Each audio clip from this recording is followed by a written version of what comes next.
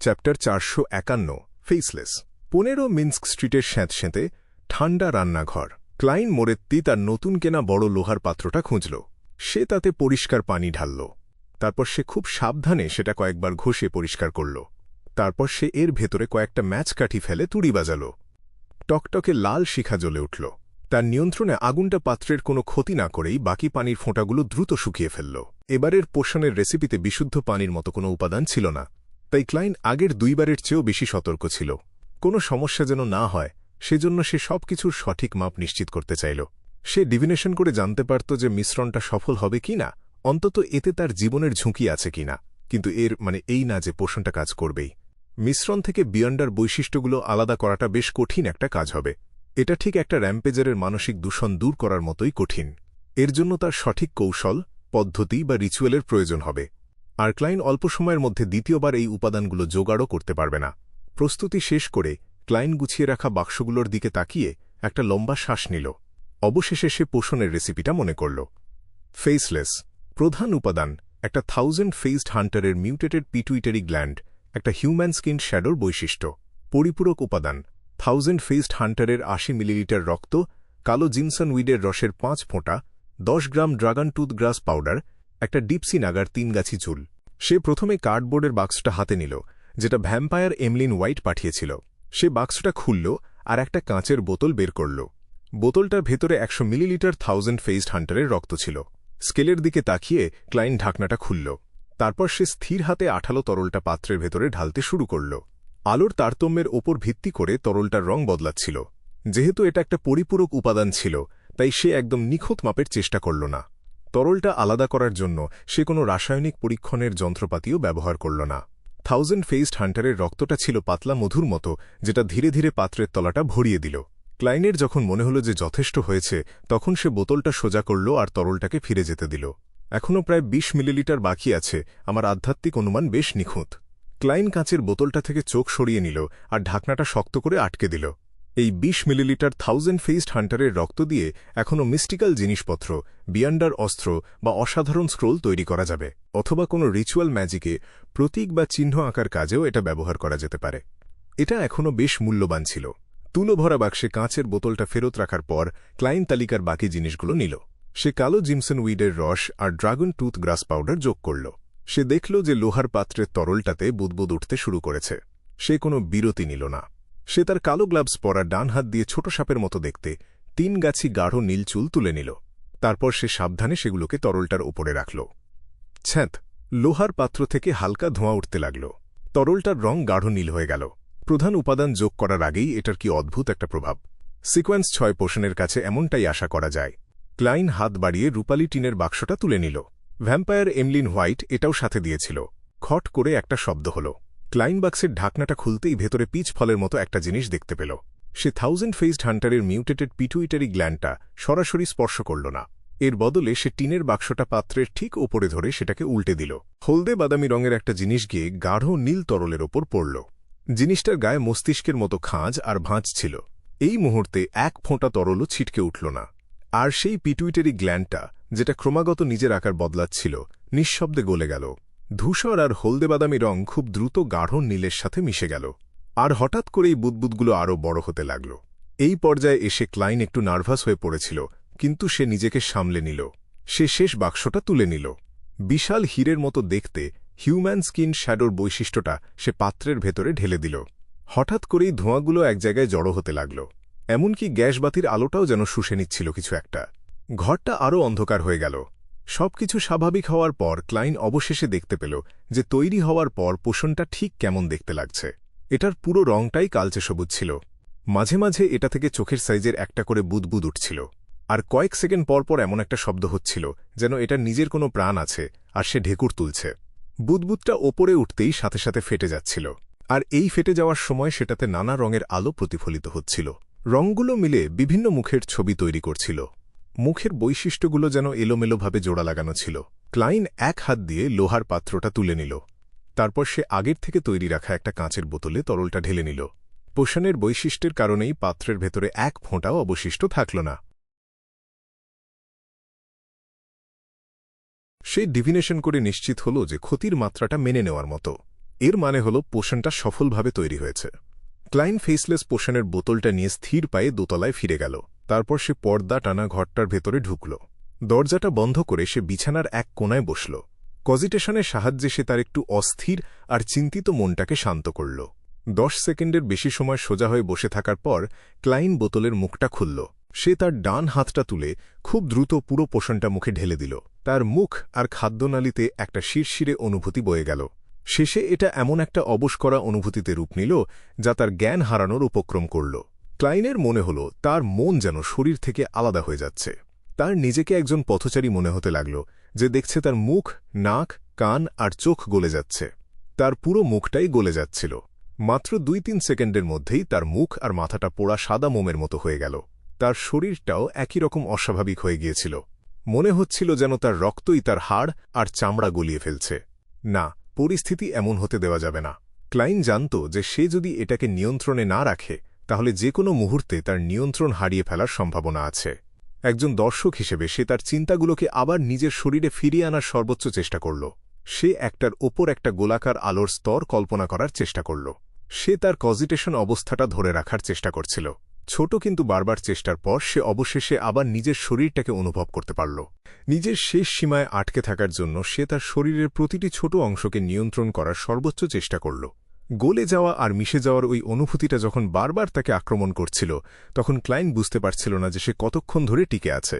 কিন্তু যখন এটা শেষ হল তখন সে আবার বুঝতে পারল যে তার শরীরটা তারই আছে। সেই মুহূর্তে সে বুঝতে পারল যে সে শেষ পর্যন্ত গণ্ডি পার হয়েছে আর এখন সে একজন সিকোয়েন্স 6। সে এখন একজন ফেসলেস। ক্লাইন ঘামছিল না, কিন্তু মানসিকভাবে সে ভীষণ ক্লান্ত হয়ে পড়েছিল। সে কোনোমতে উঠে দাঁড়াল আর বড় আয়নাটার দিকে হেঁটে গেল। সে দেখার চেষ্টা করল যে তাকে এখন দেখতে কেমন লাগছে। গ্যাস বাতির আলোয় সে হঠাৎ করে 2 পা পিছিয়ে গেল। এতে মেঝেতে একটা ধপধপ শব্দ হল। আয়নার দৃশ্যটা ভীষণ চমকে দেওয়ার মতো ছিল। ক্লাইন দেখল যে তার মুখ আর খোলা চামড়াগুলো ঘন ফ্যাকাশে দানায় ভরে গেছে।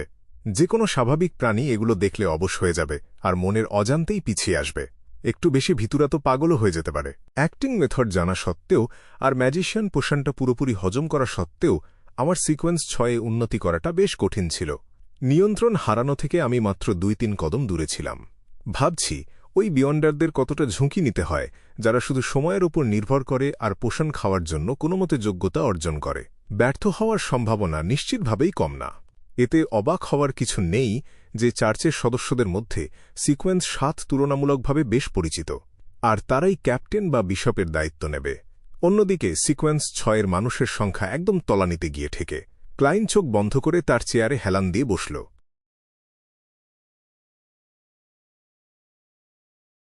কজিটেশনের সাহায্যে সে তার অতিরিক্ত আধ্যাত্মিক শক্তিকে আটকে রাখতে আর নিজের ক্লান্তি দূর করতে পারল। প্রায় 10 মিনিট পর তার শরীরের সেই জঘন্য দানাগুলো পুরোপুরি মিলিয়ে গেল আর তার মাংসের সাথে মিশে গেল। উফ! ক্লাইন একটা নিঃশ্বাস ছাড়ল। সে আবার বড় আয়নাটার দিকে হেঁটে গেল। সে তার বড় দাড়িওয়ালা চেহারার দিকে তাকাল। হঠাৎ করেই তার মুখের দাড়িগুলো নড়াচড়া করতে শুরু করল। তার চামড়া আর মাংসে আধাগলা মোমের মতো একটা অদ্ভুত পরিবর্তন আসতে লাগল। 1-2 সেকেন্ডের মধ্যেই ক্লাইন তার আসল চেহারায় ফিরে এল। কালো চুল, বাদামি চোখ, সাধারণ একটা মুখ, গভীর রেখাযুক্ত একটা পরিষ্কার চেহারা আর একটু হালকা পাতলা শরীর। সে চুপচাপ তার নিজের দিকে তাকিয়ে রইল। তারপর সে তার ডান হাত বাড়িয়ে নিজের মুখের ওপর রাখল। একটা হালকা ছোঁয়ায় ক্লাইনের চেহারা আবার বদলে গেল।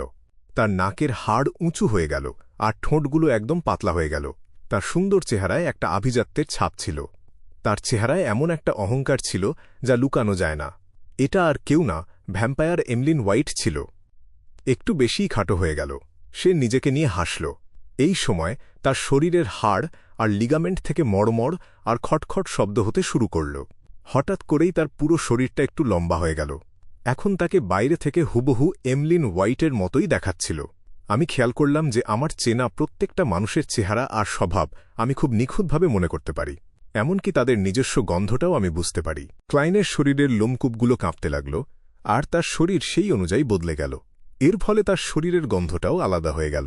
সে আবার বড় আয়নার দিকে তাকাল। সে তার মাথার চুলগুলোকে একটু পেছনের দিকে সরে যেতে দিল আর সে তার চোখের রং বদলে গাঢ় ধূসর করে ফেলল। কোনো শব্দ ছাড়াই ডান স্মিথ যেন আবার বেঁচে উঠল। সে তার দলের সেই সদস্যের দিকে তাকিয়েছিল যে সবসময় তার কাছে অদ্ভুত ব্যাপারগুলো রিপোর্ট করতে আসত।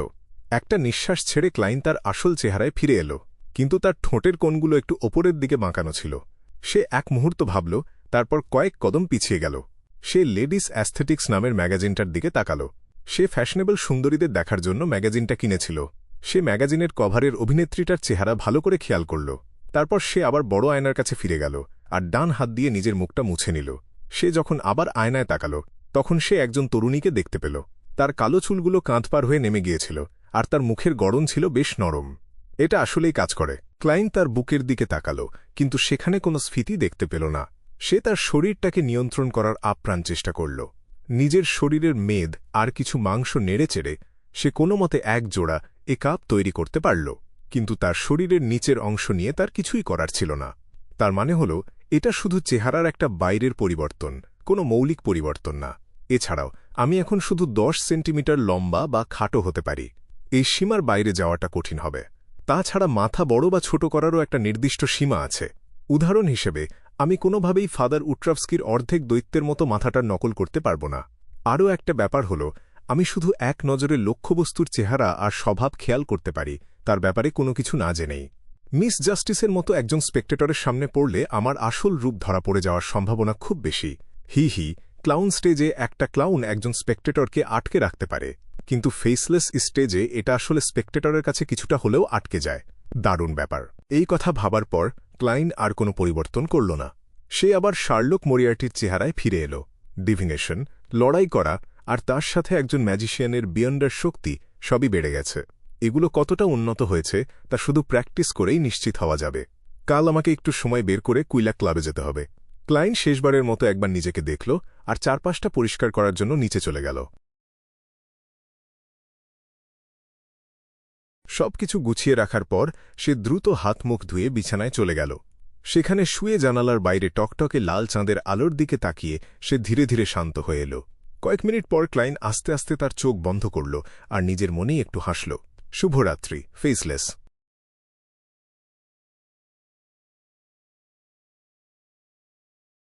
অধ্যায় 452, বেনসনের সিদ্ধান্ত। ইমপ্রেস বড়ো এবং ওয়েস্ট বড়োর মাঝখানে অবস্থিত টাউনশেন্ড স্ট্রিট। শিওদেরেচা একটা অন্ধকার, নির্জন গলিতে দাঁড়িয়েছিল। মাথা উঁচু না করেও সে দূরের অসংখ্য চমৎকার রাজপ্রাসাদ আর উঁচু গথিক টাওয়ারগুলো দেখতে পাচ্ছিল। এটা ছিল পুরো ব্যাকল্যান্ডের সবচেয়ে উঁচু এলাকা, আর এখানেই লোয়েন রাজপরিবার বাস করত, দক্ষিণ ও উত্তর। মহাদেশ এবং পুরো বিশ্বজুড়ে ইন্টিসের হোয়াইট ম্যাপল প্যালেস বা ফেসাক সাম্রাজ্যের অরমির প্যালেসের সমান বা তার চেয়েও বেশি মর্যাদা ছিল এর, কিন্তু এর নামটা তেমন রোম্যান্টিক বা প্রাচীন ছিল না। একে বলা হতো সোডেলা প্যালেস, আর প্রাচীন ফেসাক ভাষায় এর মানে হল ভারসাম্য। শিও বিখ্যাত বেল অফ অর্ডার থেকে চোখ সরিয়ে গলির অন্য পাশে তাকাল।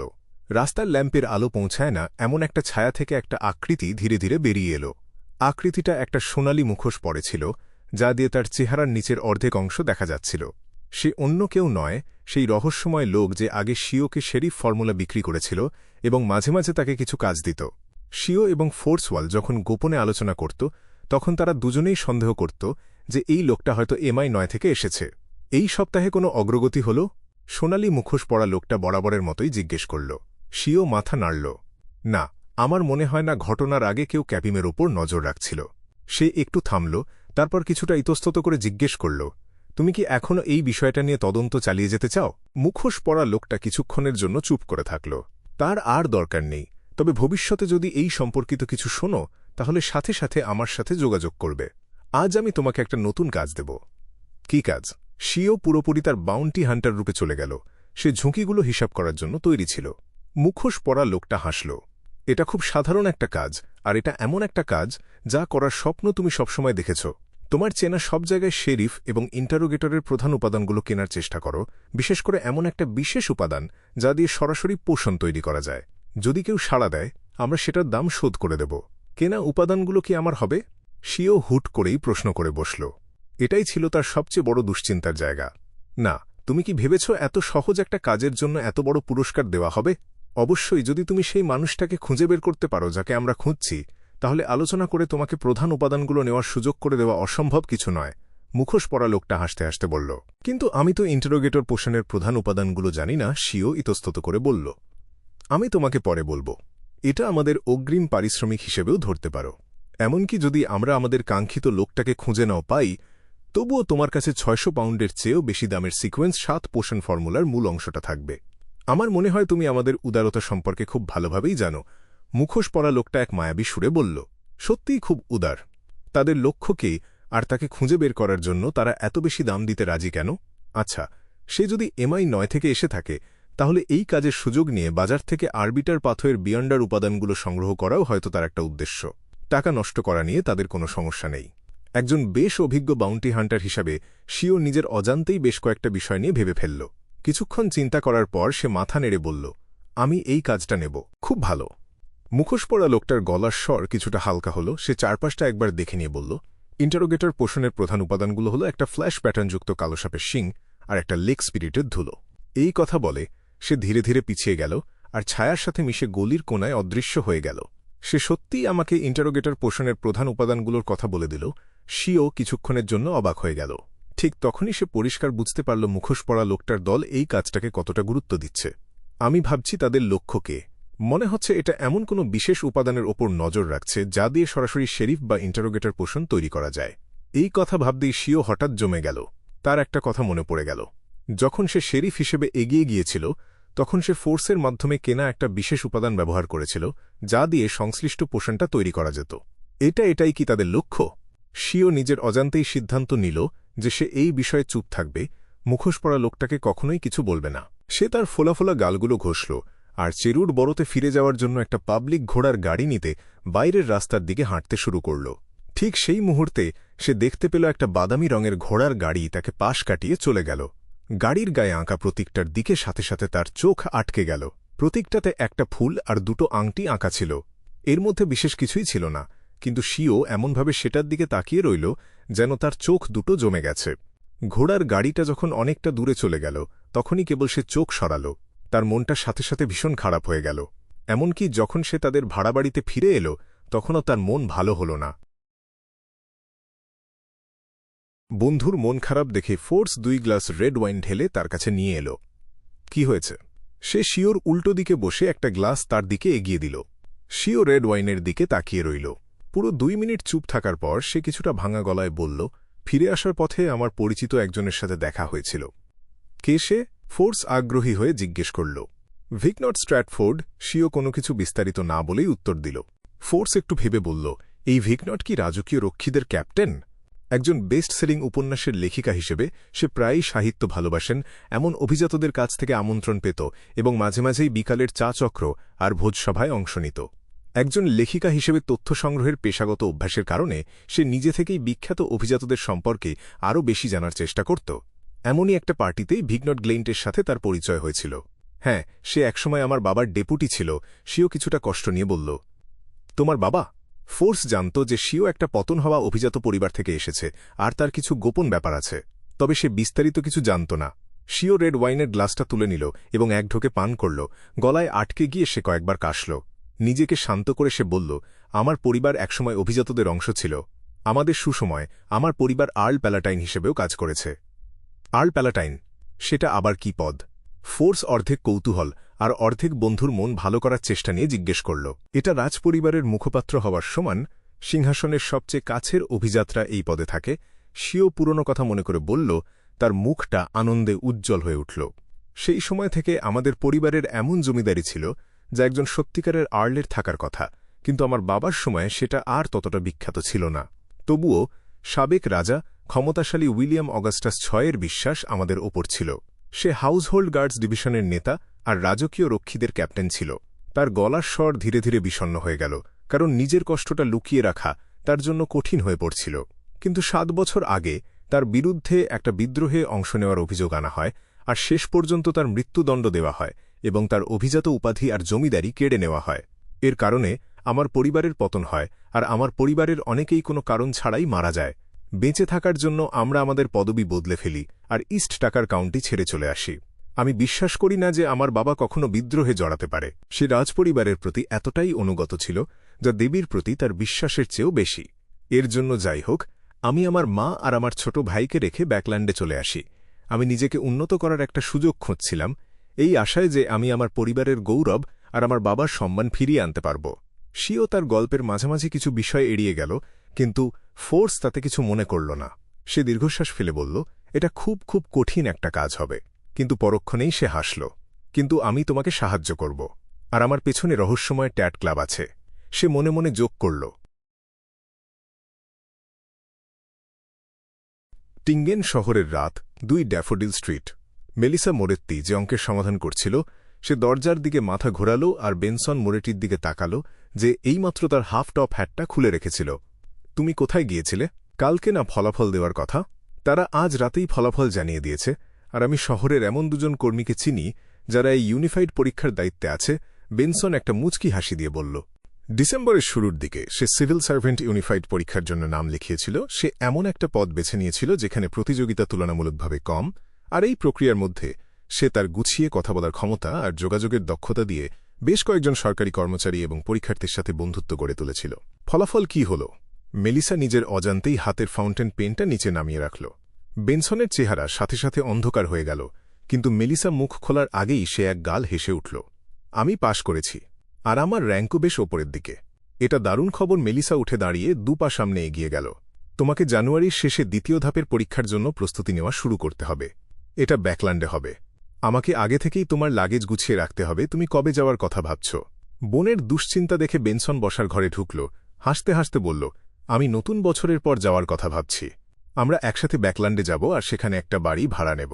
পরীক্ষায় পাশ করি বা না করি, আমি ব্যাকল্যান্ডে থেকে আমার ভাগ্য পরীক্ষা করার জন্য তৈরি। আর তুমি নতুন বছরের ছুটির সুযোগ নিয়ে ব্যাকল্যান্ডের টেকনিক্যাল স্কুলে বদলি হয়ে যেতে পারো, যাতে জুনে ব্যাকল্যান্ড ইউনিভার্সিটি অফ টেকনোলজি অ্যান্ড ইন্ডাস্ট্রির ভর্তি পরীক্ষার জন্য প্রস্তুতি নিতে পারো। ঠিক 1 মাস আগেই ব্যাকল্যান্ড পলিটেকনিক অফ টেকনোলজি অ্যান্ড ইন্ডাস্ট্রিকে পুনর্গঠন করে আনুষ্ঠানিকভাবে একটা বিশ্ববিদ্যালয়ে উন্নীত করা হয়েছিল। চুপচাপ শোনার সময় মেলিসার ঠোঁট দুটো নিজের অজান্তেই চেপে বসেছিল।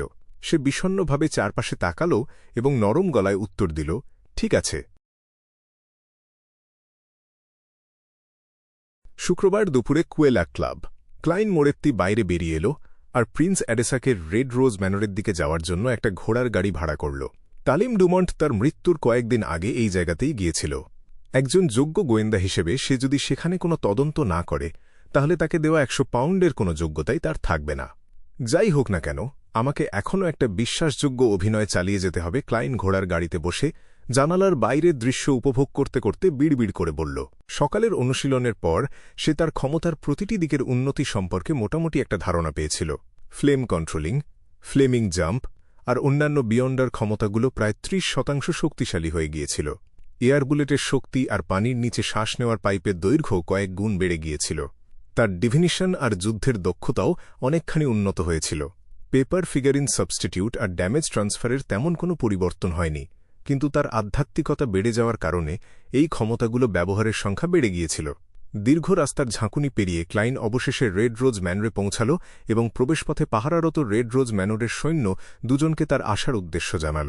খবরটা পৌঁছানোর পর তার সেই আগের প্রিন্স অ্যাডেসাকের খানসামার সাথে দেখা হল। আপনি এখানকার সবাইকে জিজ্ঞাসাবাদ করতে পারেন। সাদা চুলের বয়স্ক খানসামা একটু থামল, তারপর যোগ করল, শুধু ওই ভদ্রমহিলা ছাড়া। আমি তো এটাই চাই। আমি কোনো ঝামেলায় জড়াতে চাই না। ক্লাইন স্বাভাবিকভাবেই হাসল। ঠিক আছে।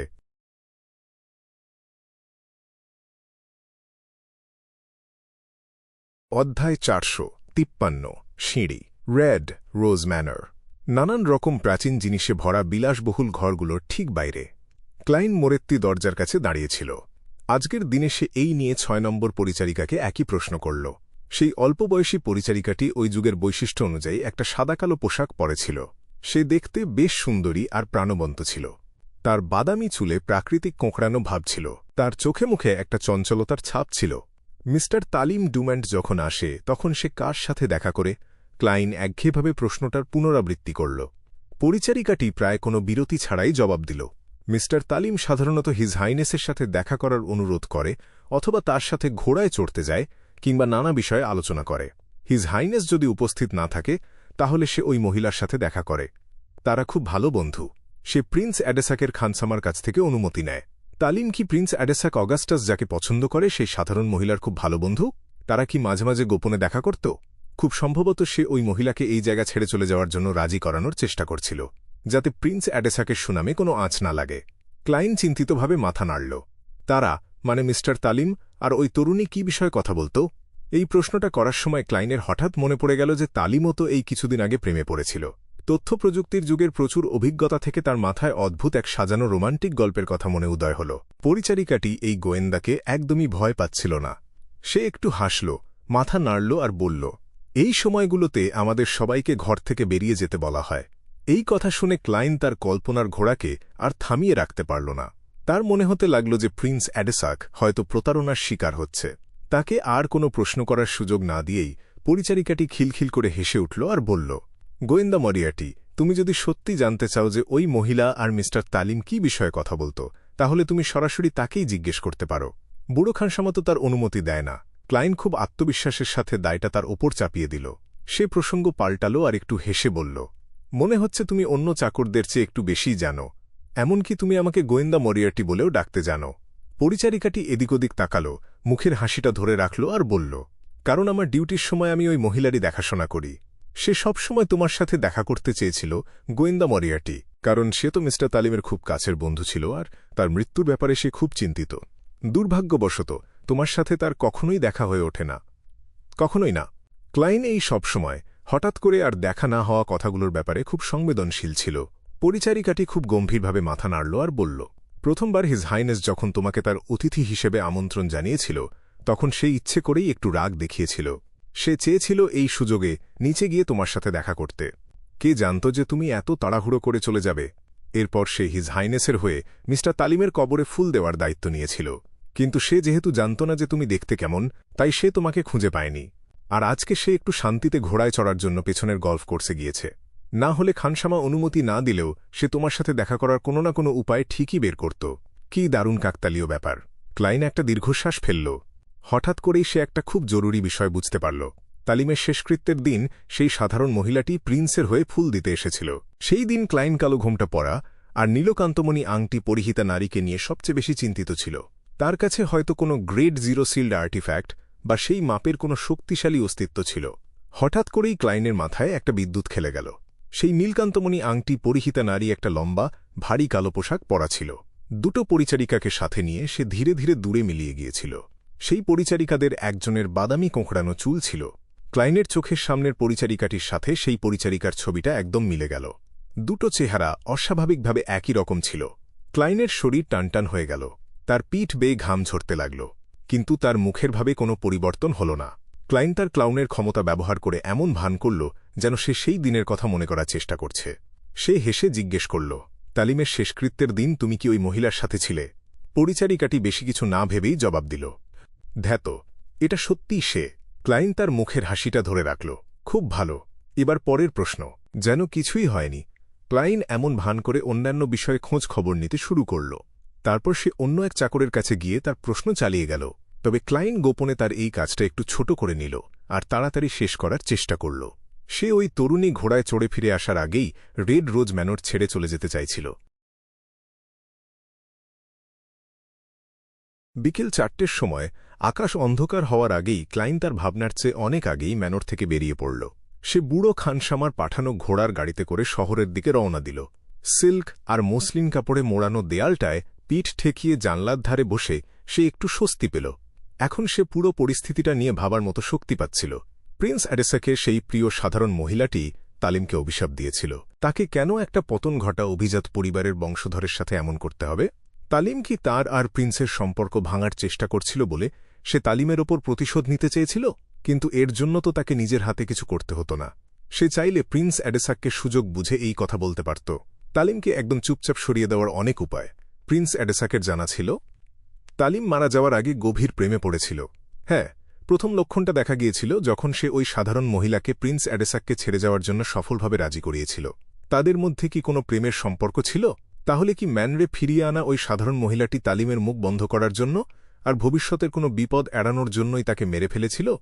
যুক্তি দিয়ে ভাবলে এটা ঠিকই মনে হয়।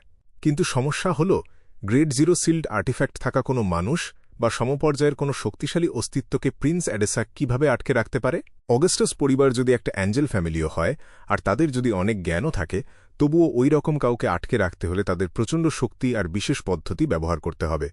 এটা কোনো প্রিন্সের একার পক্ষে করা সম্ভব নয়। তাছাড়া ওই রকম একজন মানুষের তালিমকে কেন পছন্দ হবে? সে কেন সবসময় আমার সাথে দেখা করতে চায়? সে কি বুঝতে পেরেছে যে আমি তার ওপর নজর রাখার জন্য ধূসর কুয়াশা ব্যবহার করছি? না, যদি তাই হতো তাহলে তালিমের শেষকৃত্যের দিন আমাকেও তার সাথেই কবরে যেতে হতো। তাছাড়া সে যখন প্রথম আমার সাথে দেখা করতে চেয়েছিল তখন আমার কাছে তার রক্ত, চুল বা কোনো জিনিসপত্র ছিল না। আমি তখনও কোনো ডিভিনেশন করিনি। এইসব ভেবে ক্লাইন বেশ বিভ্রান্ত হয়ে পড়ল। শেষ পর্যন্ত সে ঠিক করল যে এই বিষয়টা নিয়ে সে আর কোনো মাথা ঘামাবে কমলা। সে এই ব্যাপারে আর কোনো খোঁজখবর বা তদন্ত করবে না। আমি আশা করছি যে মেশিনারি হাইভ মাইন্ডকে আমি আগে যে সতর্কবার্তা দিয়েছিলাম সেটাকে তারা গুরুত্ব দেবে। তারা নিশ্চয়ই রাজপরিবারের এই অস্বাভাবিক আচরণের ব্যাপারটা লক্ষ্য করবে।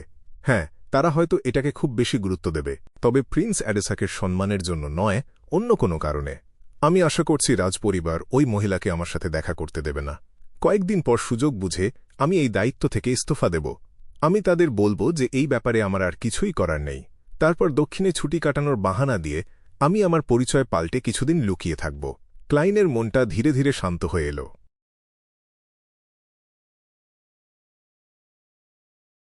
ব্যাকল্যান্ডের সন্ধেগুলো সবসময় কালো মেঘ আর ঝিরঝিরে বৃষ্টিতে ঢেকে যায়।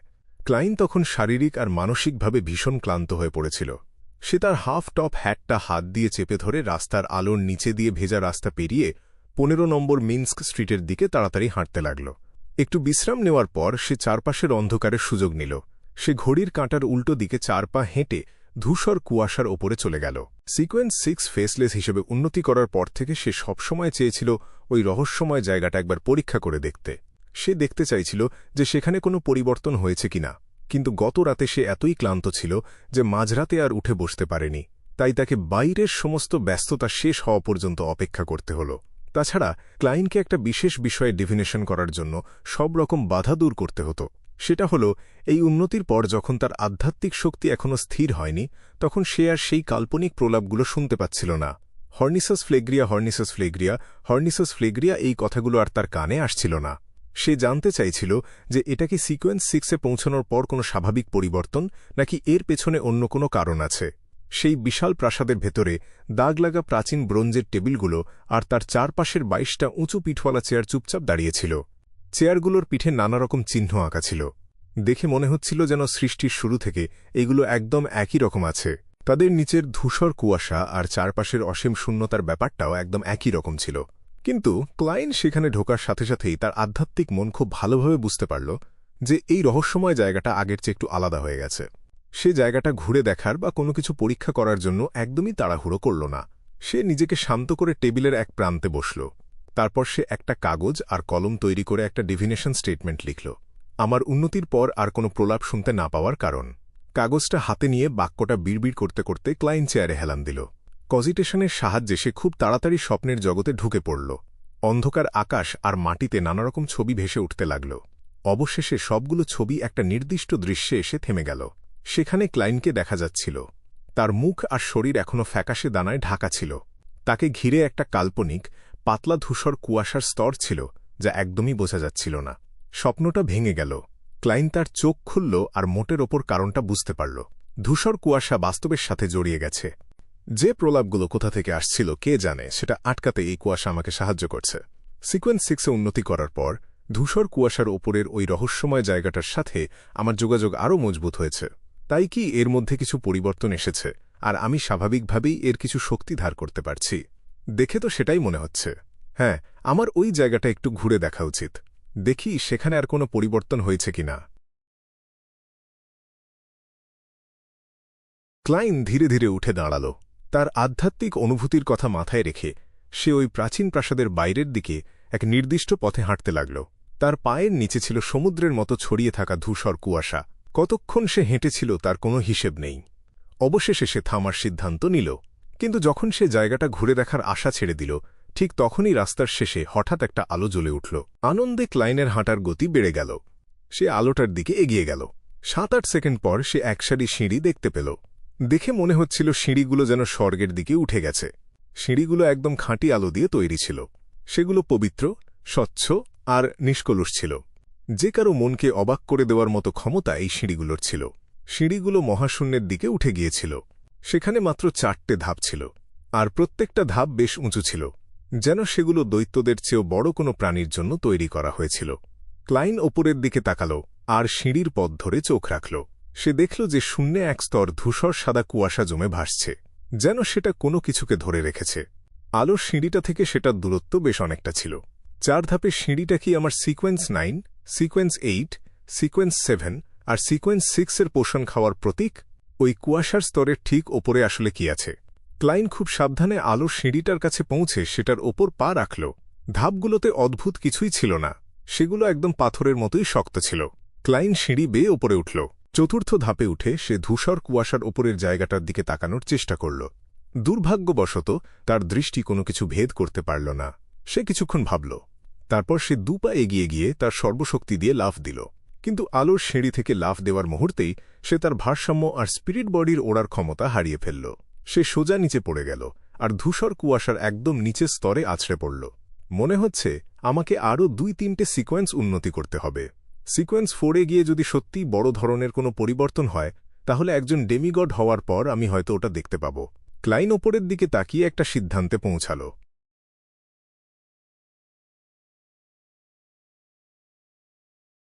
অধ্যায় 454, আমি কে? চারপাশে তাকানোর পর ক্লাইন আর কিছুই পেল না। সে তখন পাথরের স্তম্ভ দিয়ে ঘেরা সেই প্রাচীন প্রাসাদে ফিরে এল। সে লম্বা ব্রোঞ্জ টেবিলের এক মাথায় চোখ আধমোজা করে বসল।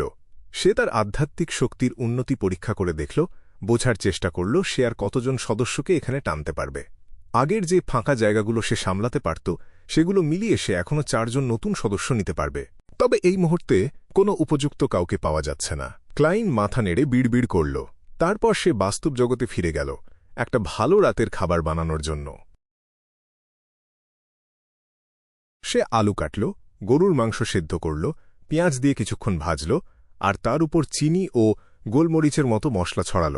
তারপর ক্লাইন গরম পানি সসপ্যানে ঢেলে দিয়ে ঢাকনা বন্ধ করল এবং চুলার আগুন কমিয়ে দিল। তাকে মানতেই হবে যে একজন ম্যাজিশিয়ানের আগুন নিয়ন্ত্রণের ক্ষমতা রান্নাঘরে বেশ কাজে দেয়।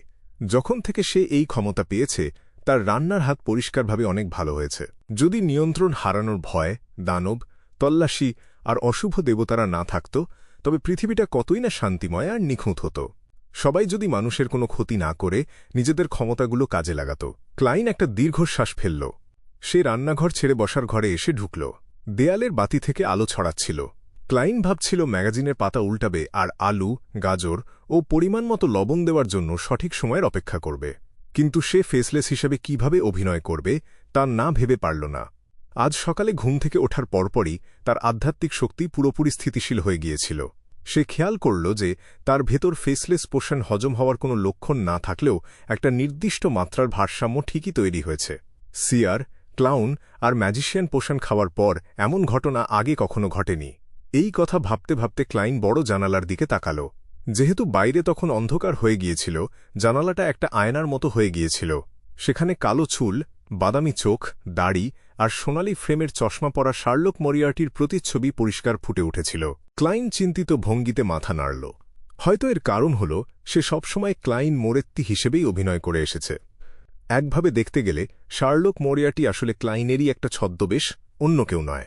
যদিও সে আগের ক্লাইনের অনেক টুকরো স্মৃতি আর অনুভূতি পেয়েছে, কিন্তু মূল কথা হল সে এখনও অন্য এক জগতের একজন অতিথি। সে হল পৃথিবীর একজন কিবোর্ড যোদ্ধা, ঝৌ মিংরুই। গত 5 মাসে সে এত কিছুর ভেতর দিয়ে গিয়েছে যে মাঝে মাঝে তার নিজেকে ক্লাইন মোরেত্তি বলেই মনে হয়। এই নিস্তব্ধতার মাঝে ক্লাইনের মাথায় অনেক চিন্তা খেলে গেল, যা তাকে অনেক কিছু গভীরভাবে বুঝতে সাহায্য করল। যাই হোক, সে এখনও সেই ঝৌ মিংরুই যে ক্লাইন মোরেত্তির চামড়া পরে আছে, এমন একজন যে কখনো নিজের পৃথিবীতে ফিরে যাওয়ার আশা ছাড়েনি। সে ধীরে ধীরে নিজের চোখ বন্ধ করল। যখন সে আবার চোখ খুলল, তখন জানালার আয়নামতো কাচে ফুটে ওঠা প্রতিচ্ছবিটা ততক্ষণে বদলে গিয়েছে। সেখানে গাঢ় বাদামি চোখ আর ছোট কালো চুলের একজন তরুণকে দেখা যাচ্ছিল। তার চেহারায় আহামরি কোনো বৈশিষ্ট্য ছিল না। তাকে বেশ ভদ্র মনে হলেও চোখের নিচে স্পষ্ট কালি আর থুতনির নিচে সামান্য মেদ জমেছিল। এই হল পৃথিবীর সেই ঝৌ মিংরুই। অনেক দিন পর দেখা হল। ক্লাইন একটা দীর্ঘশ্বাস ফেলল, তারপর হাত তুলে নিজের মুখ ঘষল। যখন সে হাত নামাল, সে আবার শার্লক মরিয়ার্টি হয়ে গেল। এই কিছুক্ষণ ধরে চিন্তাভাবনা আর মানিয়ে নেওয়ার পর সে অদ্ভুতভাবে অনুভব করল যে তার আধ্যাত্মিক শক্তি আর পোষণের মধ্যকার দূরত্ব অনেকখানি কমে গিয়েছে। মনে হচ্ছিল সেগুলো ধীরে ধীরে একে অপরের সাথে মিশে যাচ্ছে। অবাক হবার কিছু নেই যে ম্যারিওনেটিস্ট রোসাগোর শিক্ষক এমনটাই হয়তো বলতেন। হ্যাঁ, হয়তো তার শিক্ষক বলতেন যে তুমি যে কারো ছদ্মবেশ নিতে পারো, কিন্তু দিন শেষে তুমি তো তুমিই। সম্ভবত এটাই একজন ফেসলেসের অভিনয়ের মূল নীতি। কেউ যদি একবার এই কথাটা ভুলে যায়, তবে এই ধ্রুবক পরিবর্তনের মাঝে নিজেকে ভুলে যাওয়া খুব সহজ হয়ে যাবে, আর শেষ পর্যন্ত সে একটা দানবে পরিণত হবে। আগে স্পিরিট চ্যানেলিংয়ের মাধ্যমে সে যা জানতে পেরেছিল তা মনে পড়তেই ক্লাইনের কাছে বিষয়টা একদম পরিষ্কার হয়ে গেল। সে ডান পা ক্রস করে পেছনে হেলান দিয়ে বসল। তারপর খুব দ্রুত ভবিষ্যতের জন্য একটা পরিকল্পনা তৈরি করে ফেলল। তার প্রথম কাজ হল ফেসলেস হিসেবে অভিনয়ের আসল নীতিগুলো খুঁজে বের করা আর তা নিশ্চিত করা। ব্যাকল্যান্ডের বিয়ন্ডারদের মহলে ট্যারোট ক্লাবের মাধ্যমে জলপরীদের সম্পর্কে তথ্য জোগাড় করতে হবে, যাতে সাগরে গিয়ে সে তার আচারটা সম্পূর্ণ করতে পারে। প্রত্যক্ষ বা পরোক্ষভাবে সোলার হাইপ্রিস্ট পোষণের ফর্মুলা জোগাড় করতে হবে, যাতে লিটল সানকে সিকোয়েন্স সাথে উঠতে সাহায্য করা যায়, কারণ তাহলেই সে বিয়ন্ডার বৈশিষ্ট্যের ওপর থেকে একজন র্যাম্পেজারের মানসিক কলুষতা দূর করার পদ্ধতিটা জানার অনুমতি পাবে। তবে সে পুরোপুরি লিটল সানের ওপর ভরসা করে বসে থাকতে পারবে না, তাকেও নিজের মতো করে খোঁজার চেষ্টা চালিয়ে যেতে হবে। ক্লাইনের মনটা ধীরে ধীরে বেশ শান্ত হয়ে আসছিল। সে আঙুল দিয়ে তুড়ি বাজাল, আর রান্নাঘরের চুলার আগুন কমে গেল। সেখান থেকে গরুর মাংসের দারুণ একটা সুবাস ভেসে আসছিল। ঠিক সেই মুহূর্তে সে ডোরবেল বাজার শব্দ শুনতে পেল। দরজায় আর কেউ নয়, স্বয়ং আইনজীবী ইউর্গেন কুপার দাঁড়িয়েছিল। যদিও বাইরে গুঁড়ি গুঁড়ি বৃষ্টি পড়ছিল আর মাটি ভিজেছিল, ইউর্গেন একদম পরিপাটি পোশাক পরে এসেছিল। এমনকি সে একটা খাড়া কলারও পরেছিল। কি ব্যাপার? ক্লাইন জিজ্ঞেস করল। সে ইউর্গেনের সাথে বেশ পরিচিত ছিল, তাই কোনো ভনিতা না করে সরাসরি জানতে চাইল। ইউর্গেন তার কালো ছাতাটা গুটিয়ে রাখল। তার ডাবল ব্রেস্টেড ফ্রক কোট থেকে বৃষ্টির কয়েক ফোঁটা পানি ঝেড়ে ফেলে সে বলল, শার্লক, আমি আগামী সপ্তাহের সোমবারে ব্যাকল্যান্ড ছেড়ে দক্ষিণে যাচ্ছি। আমার দিদার সাথে একটা ছুটিতে বের হচ্ছি। সেখানকার উষ্ণ পরিবেশ আর পরিষ্কার বাতাস তার স্বাস্থ্যের জন্য বেশ ভালো। এটা তো খুব দারুণ খবর। ক্লাইন নিজেই অনুমান করে নিল। সে হাসি মুখে জিজ্ঞেস করল, তুমি কি চাও আমি কিছুদিনের জন্য ব্রোডিকে কাছে রাখি? ইউর্গেন গম্ভীরভাবে মাথা নাড়ল। আমার দিদা ব্রোডিকে ছেড়ে এক মুহূর্তও থাকতে পারবে না। সে জোর ধরেছে যে তাকে সাথে নিয়েই যাবে। আমি আগেই খোঁজ নিয়েছি। যদি আমরা তাকে একটা খাঁচায় রাখি আর পুরো দাম দিয়ে টিকিট কিনি, তবে তাকে স্টিম লোকোমোটিভ ট্রেনে তোলা যাবে। তবে খাঁচাটা সবসময় পরিষ্কার রাখতে হবে, যাতে ট্রেনের বাতাস নষ্ট না হয়। সত্যি বলতে, তৃতীয় শ্রেণীর বগির গন্ধই তো বেড়ালের মলের দুর্গন্ধকে ছাপিয়ে যাওয়ার জন্য যথেষ্ট। ক্লাইন মনে মনে হাসল। ব্রোডি তো তাহলে ব্যাকল্যান্ড ছেড়ে যেতে খুব একটা খুশি হবে না, তাই না? কিন্তু সে আমার দিদাকে ছেড়ে থাকতে আরও বেশি নারাজ, ইউর্গেন উত্তর দিল। সে নিজের হ্যাটটা একটু চেপে ধরে প্রসঙ্গ পাল্টাল। আমি তোমাকে জানাতে এসেছি যে এই সময়ের মধ্যে যদি তোমার জামিনের দরকার হয় বা কোনো আইনি ঝামেলা মেটানোর প্রয়োজন পড়ে, তবে তুমি আমার সহকর্মীর কাছে যেতে পারো। এই নাও তার বিজনেস কার্ড। আমি তাকে আগেই জানিয়ে রেখেছি, আর সে এই বছর ব্যাকল্যান্ড ছেড়ে কোথাও যাচ্ছে না। লোকটা আসলেই কত পেশাদার। সে এমনকি এই সমস্যার কথাও ভেবে রেখেছে। তবে এই মুহূর্তে ক্লাইনের এসবের কোনো দরকার নেই। সে এখন মেশিনারি হাইভমাইন্ডের একজন চর। সাধারণ পরিস্থিতিতে তাকে পুলিশ স্টেশনে আটকে রাখার কোনো সম্ভাবনাই নেই। ক্লাইন হাসি মুখে তাকে ধন্যবাদ জানাল। কার্ডটা নিয়ে সে নিজের পকেটে ঢুকিয়ে রাখল। ইউর্গেনের আড্ডা দেওয়ার বা ঘরের ভেতর ঢোকার কোনো ইচ্ছাই ছিল না। সে সাথে সাথে হাত তুলে বলল, আমাকে এখনও বাকি ক্লায়েন্টদের সাথে দেখা করতে হবে। শার্লক, তোমার সাথে আগামীকাল দেখা হবে। না, তোমার সাথে আগামী বছর দেখা হবে। তাহলে তো আমাকে তোমার পরিবারের জন্য অগ্রিম শুভ নববর্ষের শুভেচ্ছা জানাতেই হয়। ক্লাইন হাসল আর হাত নাড়ল। ইউর্গেন ছাতা মাথায় দিয়ে চলে যাওয়ার পর ক্লাইন তার দিকে কিছুক্ষণ তাকিয়ে রইল। তারপর দরজা বন্ধ করে সে আবার বসার ঘরে এসে বসল। এই মুহূর্তে রান্নাঘরের চুলায় হাঁড়ির নিচে জ্বলা আগুনের শব্দ ছাড়া বাড়ি থেকে আর কোনো শব্দ আসছিল না। চারপাশটা এতটাই শান্ত ছিল যে ক্লাইন বাইরে দূরের রাস্তায় চলা ঘোড়ার গাড়ির শব্দ শুনতে পাচ্ছিল। সে ধীরে ধীরে চারদিকে তাকাল। সে দেখতে পেল কফি টেবিল, নানা চুক্তিপত্র, আলমারি, কলম, চীনামাটির কাপ, খাওয়ার টেবিল, চেয়ার আর দেয়ালগুলো। নিজের দৃষ্টি ফিরিয়ে নিয়ে ক্লাইন সোফায় হেলান দিল। সে জানালা দিয়ে বাইরের অন্ধকার রাতের দিকে তাকাল। রাস্তার বাতিগুলো অন্ধকারে একটা কুয়াশাচ্ছন্ন আলো ছড়াচ্ছিল। এই গভীর শীতল নিস্তব্ধতার মাঝে সে একটা দীর্ঘশ্বাস ফেলল। নতুন বছর। আকাশের বিদ্যুৎ চমকানো ধীরে ধীরে শান্ত হয়ে এল। অন্ধকার আবার পুরো পৃথিবীর দখল নিয়ে নিল। সিটি অফ সিলভারের অনুসন্ধানী দলটি অবশেষে তাদের গন্তব্যে পৌঁছাল। পথটা ছোট হলেও অসংখ্য লড়াই আর বাধা পার হওয়ার কারণে তাদের কাছে এটা মোটেও ছোট মনে হয়নি। রাস্তার দুপাশের বেশিরভাগ বাড়িঘরই ধসে পড়েছিল।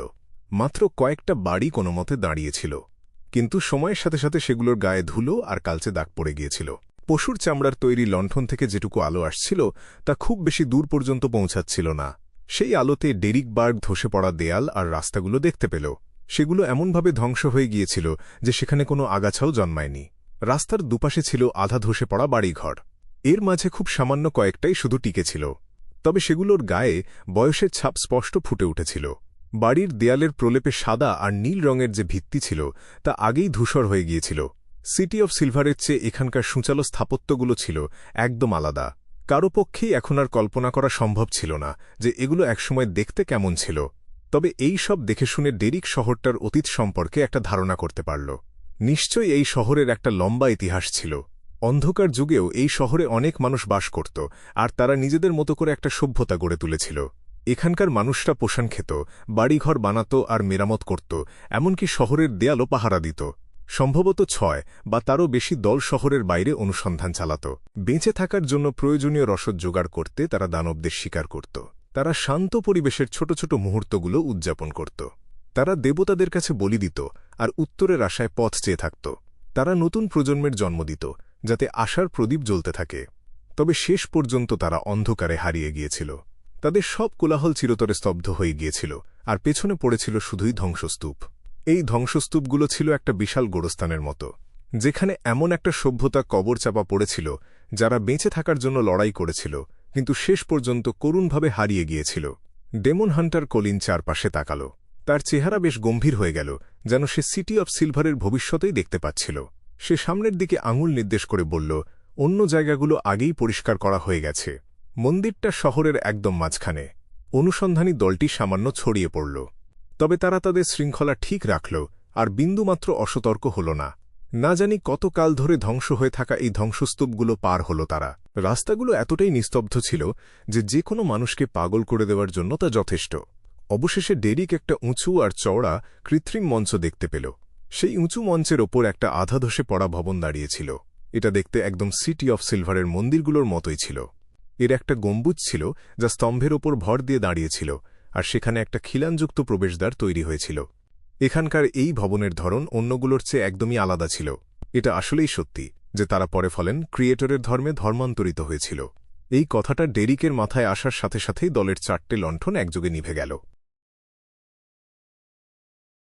হঠাৎ করেই অনুসন্ধানী দলটি নিরেট অন্ধকারের অতলে তলিয়ে গেল। আকাশে কোনো বিদ্যুৎ চমকাচ্ছিল না, মাটির মোমবাতিগুলো নিভে গিয়েছিল।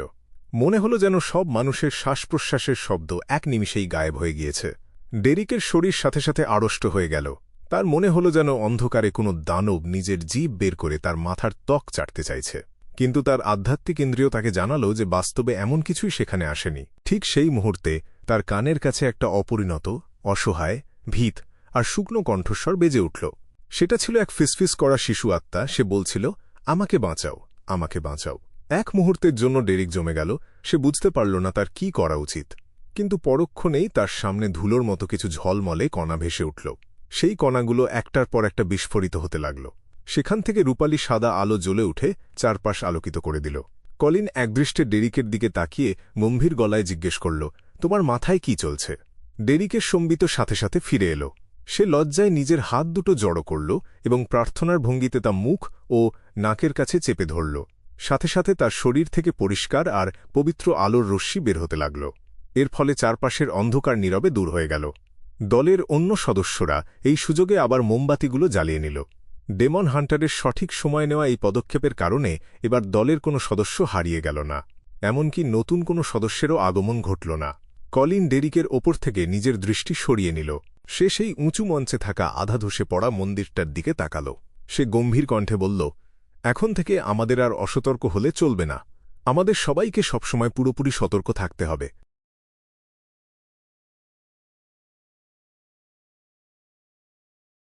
অর্ধেক ভেঙে পড়া মন্দিরটার ভেতরে শুধু কয়েকটা পাথরের স্তম্ভ অক্ষত ছিল। সেগুলোই একসাথে মূল হলঘরের অর্ধেকটা ধরে রেখেছিল। হলঘরের একদম সামনে একটা বেদি ছিল, যেটার গায়ে অসংখ্য ফাটল। বেদির মাঝখানে দাঁড়িয়েছিল একটা বিশাল আলকাতরার মতো কালো ক্রস। ক্রসটার সাথে উল্টো করে ঝুলিয়ে রাখা ছিল একজন উলঙ্গ মানুষ। তার গোড়ালি, উরু আর শরীরের চারপাশে স্পষ্টভাবে দেখা যাচ্ছিল মরচে পড়া ধাতব পেরেক, যেগুলো বাইরের দিকে বেরিয়ে আছে। সেগুলোর গায়ে লেগে আছে টকটকে লাল রক্তের দাগ। ডেরিক বার্গ জানত যে এটাই ফলেন ক্রিয়েটরের মূর্তি, কিন্তু সে নিজেকে আটকাতে পারল না। মূর্তিটার মুখটা দেখার জন্য সে নিচের দিকে তাকাল। সে মূর্তির মুখটা দেখল। নাক, মুখ, কান সব ঝাপসা। শুধু চোখ দুটো অস্বাভাবিক স্পষ্টতার সাথে খোদাই করা। ফলেন ক্রিয়েটরের চোখ দুটো শক্ত করে বন্ধ ছিল, যেন সে অপরাধবোধ আর যন্ত্রণায় ভুগছে। চোখ সরাও, কোনো অশুভ দেবতার মূর্তির দিকে তাকিয়ে থেকো না। ডেমন হান্টার কলিন নিচু গলায় সতর্ক করল। জি, ইয়োর এক্সেলেন্সি। অভিযাত্রী দলের কয়েকজন সদস্য সাথে সাথে চোখ সরিয়ে নিল। আজকের আগে যদিও সিটি অফ সিলভার তাদের অভিযানে অনেক ধ্বংসপ্রাপ্ত শহর আর অশুভ দেবতাদের দিকে ইঙ্গিত করা লিখিত নথি আবিষ্কার করেছিল, কিন্তু বেশিরভাগ বাসিন্দা এসব তথাকথিত অশুভ দেবতাদের মূর্তি কখনো দেখেনি। মন্দিরের বাকি জায়গাটা খুব একটা বড় ছিল না, তাই অভিযাত্রী দলটা দ্রুত 2-3 জনের ছোট ছোট গ্রুপে ভাগ হয়ে গেল। কোনো অস্বাভাবিকতা ছাড়াই তারা পুরো জায়গাটা পরীক্ষা করে শেষ করল। এটা দেখে 6 সদস্যের কাউন্সিলের প্রধান কলিন কয়েক সেকেন্ড চিন্তা করে বলল, চলো মাটির নিচে যাই। কথাটা বলতে বলতে সে পিঠে বহন করা দুটো তলোয়ারের একটা বের করল। সেটার গায়ে সে ধূসর রূপালি একটা মলম মেখে নিল। তারপর সে তার বেল্টের একটা গোপন খোপ থেকে একটা ছোট ধাতব বোতল বের করল। ছিপি খুলে সে পোষণটা এক ঢোকে গিলে ফেলল। এই মুহূর্তে ডেরিকের মনে হল প্রধানের হালকা নীল চোখ দুটো যেন একটু বেশি উজ্জ্বল হয়ে উঠেছে। অভিযাত্রী দলের সদস্যরা সবচেয়ে সতর্কভাবে নিজেদের প্রস্তুত করল। 4টা পশুর চামড়ার তৈরি লণ্ঠনের আলোতে তারা মূর্তির বাঁ পাশের সিঁড়ি ধরে নিচের অন্ধকার এলাকায় নামতে লাগল। ডেরিকের পালা পড়ল লণ্ঠন ধরে রাখার। সে সামনের বাঁ দিকে হাঁটতে হাঁটতে সাবধানে অন্ধকারে পা দিল। সে নিজের পায়ের শব্দ আর সঙ্গীদের পায়ের শব্দ পাথরের ধাপে ধাপে প্রতিধ্বনিত হতে শুনল। সেগুলো একটা দূরবর্তী ফাঁকা প্রতিধ্বনি তৈরি করছিল। প্রতিধ্বনিগুলোতে কোনো বাধা ছিল না, যেটা নিচে নিরঙ্কুশ নীরবতাকে আরও স্পষ্ট করে তুলল। কিন্তু অভিযাত্রী দলের সদস্যদের বুকের ভেতর সেটা যেন দরজায় কড়া নাড়ার মতো লাগছিল। কত বছর ধরে চাপা পড়ে থাকা একটা গোপন কথা উন্মোচন করার চেষ্টা তাদেরকে অসম্ভব রকম টানটান করে রেখেছিল। সময়ের কোনো হিসেব না রেখেই হাঁটতে হাঁটতে ডেরিক অবশেষে দেখল সামনের রাস্তাটা সমতল হয়ে গেছে।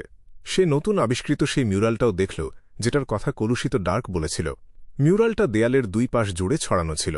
রঙগুলো সাদাসিধা আর বিষণ্ণ, দেখতে এতই পুরনো যে মনে হচ্ছিল জীবনের অসংখ্য উত্থান পতন দেখেছে।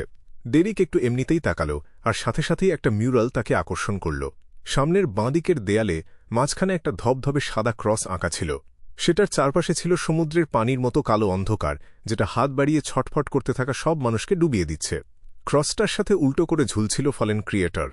মরচে পড়া পেরেক আর রক্তের দাগগুলো বাইরের মূর্তির থেকে কোনো অংশে আলাদা ছিল না, কিন্তু এই মিউরালে ফলেন ক্রিয়েটর একটা কালো ক্ষয় ভুগছিল, এত বেশি যে ক্রসের সাদা অংশের কিছুটা পর্যন্ত আলকাতরার মতো কালো হয়ে গিয়েছিল। এছাড়া ক্রসটা একটা ঝাপসা ভূখণ্ডকে ধরে রেখেছিল। সেখানে অসংখ্য মানুষ হাঁটু গেড়ে ফলেন ক্রিয়েটরের কাছে প্রার্থনা করছিল।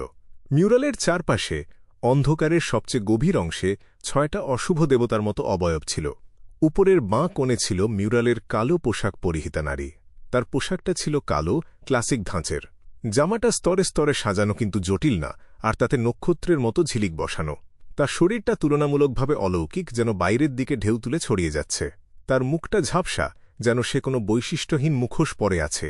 তার চারপাশের অন্ধকার ফুঁসে উঠছিল, আর একটার পর একটা বিচিত্র চোখ ক্ষীণভাবে দৃশ্যমান হচ্ছিল। ঠিক উপরে ছিল মিউরালের সাদা পোশাক পরা যুবক। তার মুখটা ছিল খাঁটি সোনালি রঙে আঁকা, আর তার চামড়া থেকে আলোর মতো দেখতে অনেকগুলো সুর গজিয়ে বেরোচ্ছিল। তার হাতে ছিল একটা পচা সবুজ বই আর একটা উজ্জ্বল বর্ষা। তার বুক আর পিঠ উল্টে রাখা। উপরের ডান কোণে ছিল মিউরালের ত্রিশূলধারী দানব। তার মাথা ছিল অক্টোপাসের মতো, চোখ দুটো বড় বড় করে মেলে ধরা, আর শরীর জড়ানো ছিল বিদ্যুতে। অগণিত পাখির পালক দিয়ে তৈরি হয়েছিল তার আলখাল্লা। অন্ধকার ঢেউয়ে রূপ নিয়ে তার পায়ের নিচ দিয়ে তাকে ধরে রেখেছিল। নিচের ডান কোণে ছিল মিউরালের পচনশীল শিশু, কোলে নারী, কোমল আর সুন্দরী। তার বুক উঁচু হয়ে পোশাকটাকে ঠেলে রেখেছিল। তার কোলে ছিল একটা পচা শিশু, আর তার পায়ের কাছে ছিল কালো গমের শীষ, মাংস কিলবিল করা ঝর্ণার পানি, পুঁজ ঝরা ভেষজ আর বুনোভাবে মিলনরত পশুরা। ঠিক নিচে ছিল মিউরালের হুড পরা বৃদ্ধ।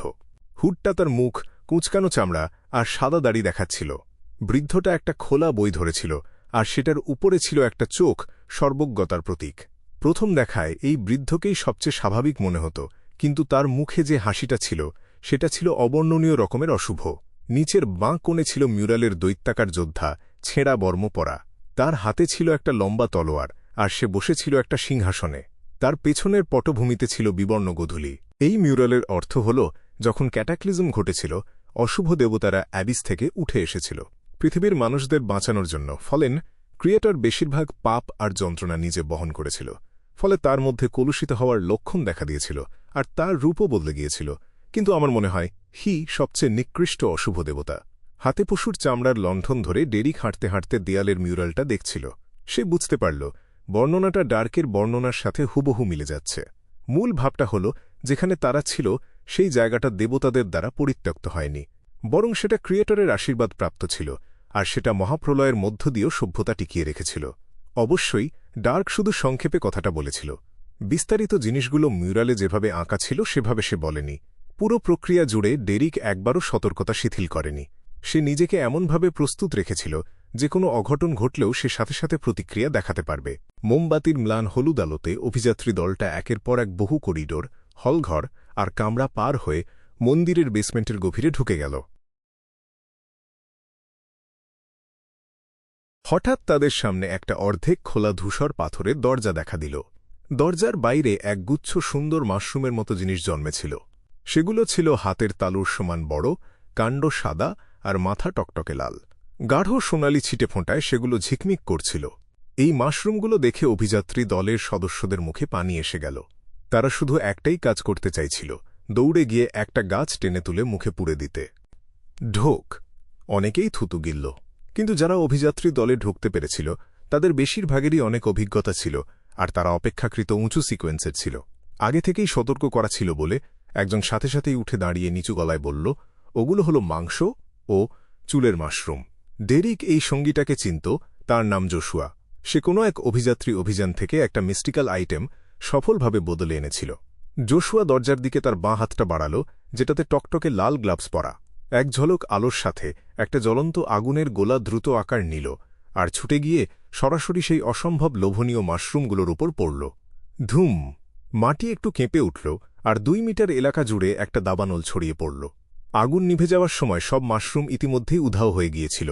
পড়ে রইল শুধু কিছু ছেঁড়া মাংস আর রক্তের টুকরো। এটা দেখে যে বিয়ন্ডাররা একটু আগে লোভ সামলাতে প্রায় ব্যর্থ হয়েছিল, তারা ঘৃণায় বিরক্ত হল। ডেমন হান্টার কলিন দলের কাজে কোনো হস্তক্ষেপ করল না। সে চুপচাপ পাশ থেকে দেখছিল, মাঝে মাঝে মাথা নাড়ছিল। মাংস আর চুল দিয়ে মাশরুম কেন থাকবে? মাংস আর চুল কোত্থেকে এলো? জোশুয়া বাঁ হাতটা গুটিয়ে নিয়ে বিভ্রান্তির সুরে বিড়বিড় করল। দলের আরেকজন একটা সাহসী অনুমান করল, এই শহরের আদি বাসিন্দারা। সম্ভব হয়তো তাদের মৃত্যু হয়েছিল শুধু মাংস আর চুলে রূপান্তরিত হয়ে। ডেরিক মনে মনে একমত হল। একটু আলোচনার পর অভিযাত্রী দলটা কয়েকটা ভাগে ভাগ হয়ে ধূসর পাথরের দরজার বাইরের হলঘরটা পরিষ্কার করল। এই কাজ শেষ করে তারা আবার একত্র হল আর ধীরে ধীরে দরজা পেরিয়ে গেল। যে কোনো মুহূর্তে যুদ্ধে নামতে প্রস্তুত ছিল সবাই। দরজার পেছনে একটা জায়গা ছিল যেটা দেখতে একটা বেদির মতো। চারপাশের আলো কোনোভাবেই এই অঞ্চলের অন্ধকার দূর করতে পারছিল না। মনে হচ্ছিল এখানে অজানা কিছু একটা লুকিয়ে আছে। বেদির উপরে একই রকম আলকাতরার মতো কালো একটা ক্রস আর উল্টো করে ঝোলানো ফলেন ক্রিয়েটরের একটা মূর্তি দাঁড় করানো ছিল। পশুর চামড়ার লণ্ঠন হাতে ডেরিক সবচেয়ে কাছে দাঁড়িয়েছিল, আর সে স্বভাবতই একবার চোখ বুলাল। তার দৃষ্টি হঠাৎ থমকে গেল, কারণ সে আবিষ্কার করল এখানকার ফলেন ক্রিয়েটরের মূর্তিটা বাইরের মূর্তি থেকে আলাদা। এটার চোখ খোলা। তার চোখ ছিল রক্তাক্ত লাল আর মণি কুচকুচে কালো। যে কোনো অনুপ্রবেশকারীর দিকে সে সরাসরি তাকিয়েছিল, যেন সে জীবন্ত। ঠকঠক ঠকঠক ঠকঠক। ডেরিক দাঁতে দাঁত লাগার শব্দ শুনল। প্রথমে সে ভেবেছিল শব্দটা আসছে দলের কোনো একজনের কাছ থেকে, কিন্তু সে দ্রুতই বুঝতে পারল কাঁপছিল তো সে নিজেই। অশুভ দেবতার বিপদ সম্পর্কে যদিও সে খুব একটা বুঝত না, তবু সেই মুহূর্তে তার দাঁত স্বাভাবিকভাবেই ঠকঠক করছিল। ঠকঠক ঠকঠক ঠকঠক। তার সঙ্গীদের প্রতিক্রিয়াও একই রকম ছিল। ঠিক সেই সময় বাতাসে এক চিমটি গুঁড়ো ভেসে উঠল। ডেমন হান্টার কলিন তার মুঠো শক্ত করে চেপে ধরল। ধুম! বজ্রের মতো শব্দটা বাতাসে প্রতিধ্বনিত হওয়ার সাথে সাথে ডেরিক আর অন্যরা হঠাৎ চেতনা ফিরে পেল। একটু আগের সেই দুঃস্বপ্ন অবস্থা থেকে তারা বেরিয়ে এলো। তারা এলাকাটা পরীক্ষা করার আগেই বেদির পেছন থেকে কান্নার শব্দ ভেসে এলো। ফোঁপাচ্ছে, ফোঁপাচ্ছে, ফোঁপাচ্ছে, ফোঁপাচ্ছে, ফোঁপাচ্ছে, ফোঁপাচ্ছে। হাড়হিম করা নীরবতার মধ্যে ডেমন হান্টার কলিন শান্তভাবে আদেশ দিল, ডেরিক, জোশুয়া, ঘুরে গিয়ে দেখে আসো। শরীরে শীতল একটা শিহরণ বয়ে দিয়ে ডেরিক পশুর চামড়ার লণ্ঠন আর হাতের অ্যাক্স অফ হারিকেন ধরে রাখল। জোশুয়াকে সাথে নিয়ে সে ধীরে ধীরে বেদির পেছন দিকে ঘুরে গেল। আলোর কারণে অন্ধকার যখন একটু একটু করে সরে যাচ্ছিল, তারা বেদির পেছনে কুঁকড়ে থাকা একটা কালো অবয়ব দেখতে পেল। 2 পা এগিয়ে যাওয়ার পর ছায়াটা তার আসল রূপ দেখাল। সেটা ছিল 7-8 বছরের একটা বাচ্চা, নরম হলুদ চুল। সে চোখ বন্ধ করেছিল, যেন আলো এসে অভ্যস্ত না। উত্তেজনায় সে চিৎকার করে উঠল, বাঁচাও, আমাকে বাঁচাও। ডেরিকের চোখের মনি ছোট হয়ে গেল। একটু আগে সেই কুচকুচে অন্ধকারের মধ্যে যে বাঁচার আকুতি সে শুনেছিল, সেটার কথা মনে পড়তেই সে অজান্তেই অ্যাক্স অফ হারিকেনটা তুলে ধরল। এই মুহূর্তে ডেমন হান্টার কলিন এক পা এগিয়ে এলো আর গম্ভীরভাবে জিজ্ঞেস করল, তুমি কে?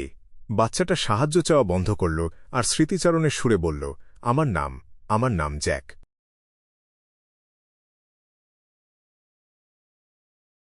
রাতের খাবারের পর ক্লাইন তার কোট আর টুপি পরে বের হওয়ার জন্য তৈরি হল। সে যাচ্ছিল মিস শ্যারনকে খুঁজতে, ব্যারোনেট পাউন্ডের সুড়ঙ্গ খোঁড়ার সমস্যাটার সমাধান করতে আর মারমেইডদের সম্পর্কে কিছু সূত্র জোগাড় করতে। ডিটেকটিভ শার্লক মরিয়ার্টি দক্ষিণে ছুটি কাটাতে যাওয়ার আগেই সে এই কাজগুলো শেষ করতে চাইছিল।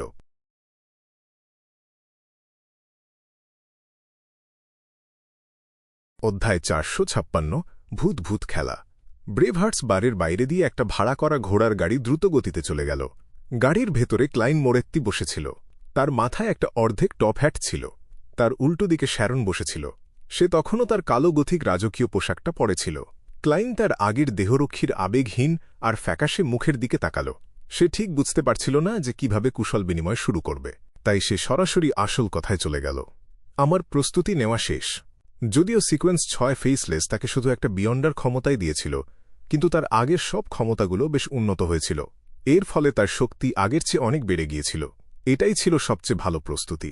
তবে নির্দিষ্ট কিছু পরিস্থিতিতে একটা ফেসলেসের ক্ষমতাকে ঐশ্বরিক দক্ষতাও বলা যেতে পারে। যেমন যখন কেউ তাড়া করে বা কোথাও গোপনে ঢোকার চেষ্টা করা হয়। ক্লাইন কোনোভাবেই নিজের কল্পনাকে থামিয়ে রাখতে পারল না। শ্যারন চুপচাপ সব শুনল।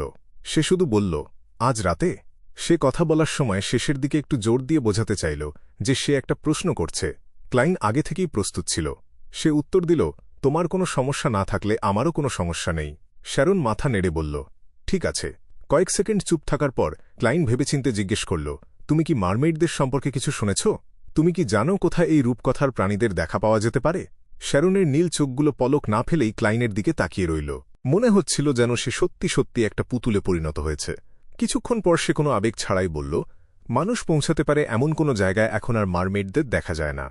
শুধু গার্গাস দ্বীপপুঞ্জের জেলেরা মাঝে মাঝে তাদের দীর্ঘ সমুদ্রযাত্রায় সাদা লেজের তিমি শিকার করার সময় ঝড়ের মধ্যে মারমেইডদের গান শুনতে পায়। সোনিয়া সাগরের গভীরে অবস্থিত গার্গাস দ্বীপপুঞ্জটা ছিল সমুদ্রের সবচেয়ে দূরের মানুষের কলোনি। সেখানকার স্থানীয় জিনিসপত্রের মধ্যে ছিল তিমির তেল আর তিমির মাংস। এই গুজবটা সত্যি নাকি মিথ্যা সেটা নিয়ে ক্লাইনের মনে সন্দেহ জাগল। সে মাথা নেড়ে বলল, আমি বুঝতে পেরেছি। রাতের বেলা একটা ঘণ্টার শব্দ নীরবে বেজে উঠল। মনে হচ্ছিল যেন সেটা অনেক দূর থেকে আসছে। উইলিয়াম স্ট্রিটের ঠিক মাঝখানে একটা পরিত্যক্ত গির্জা ছিল। শুকিয়ে যাওয়া লতাপাতাগুলো গির্জার দেয়াল বেয়ে উঠছিল। চারপাশে ধূসর পাথর ছড়িয়ে ছিটিয়েছিল। গির্জার ভেতরে পাথর আর মরা ঘাসের মধ্যে মলমূত্র আর আবর্জনা মিশেছিল। অর্ধেক ধসে পড়া একটা কোণায় কালো টাইটস পরা একজন মধ্যবয়স্ক মানুষ পাথর সরাচ্ছিল। পাথরগুলো একটা গুহার প্রবেশপথ ঢেকে রেখেছিল। সে খুব সাবধানে আর উত্তেজনার সাথে তার খোঁড়ার যন্ত্রপাতি, আলো জ্বালানোর জিনিস আর মাটির ঝুড়ি নিয়ে সুড়ঙ্গের ভেতর ঢুকে পড়ল। তার কানের কাছের চুলগুলো ধূসর হয়ে গিয়েছিল। তার চোখগুলো ফোলা ফোলা ছিল। সে ছিল ব্যারোনেট পাউন্ড। বাইরের জগতের মানুষ তাকে মানসিক রোগী মনে করত, কিন্তু সে গোপনে চতুর্থ যুগের টিউডর পরিবারের একজন বংশধর ছিল। এই অসাধারণ প্রতিভাবান মানুষটা সবসময় উঁচু স্তরের পতিতাদের সাথে জড়িয়ে থাকত, কিন্তু এখন তার মুখে একটা গম্ভীর ভাব ছিল আর তার চোখ দুটো জ্বলজ্বল করছিল। তাকে দেখে বোঝার কোনো উপায় ছিল না যে সে মদ আর যৌনতায় আসক্ত। সে তার কনুইয়ের ওপর ভর দিয়ে দ্রুত ঢাল বেয়ে নিচে নামতে শুরু করল।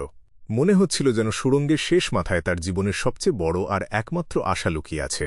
কিছুক্ষণ পরেই সে তার সামনের ভেজা কাদা আর ঠান্ডা পাথর ছুঁয়ে ফেলল। এতে ব্যারোনেট পাউন্ডের উৎসাহ একটুও কমল না।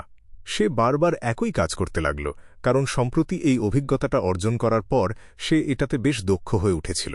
যখন সে জিনিসপত্র খুঁড়ছিল, সরাচ্ছিল আর বহন করছিল, তখন তার সামনে একটা ফাঁকা জায়গা দেখা গেল। সেটা ছিল একটা অন্ধকার মাটির তলার রাজপ্রাসাদ। ব্যারোনেট পাউন্ডের মুখে সাথে সাথে উত্তেজনার একটা পাগলাটে ভাব ফুটে উঠল।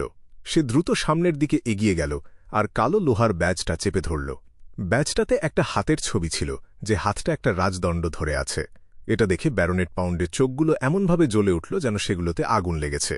ঠিক যখন সে কালো লোহার ব্যাজটা তার বুকে রাখল, তখন তার সামনের সবকিছু ভেঙে চুরমার হয়ে গেল। সে তখনও সেই সরু আর আঁকাবাঁকা সুড়ঙ্গের ভেতরেই ছিল।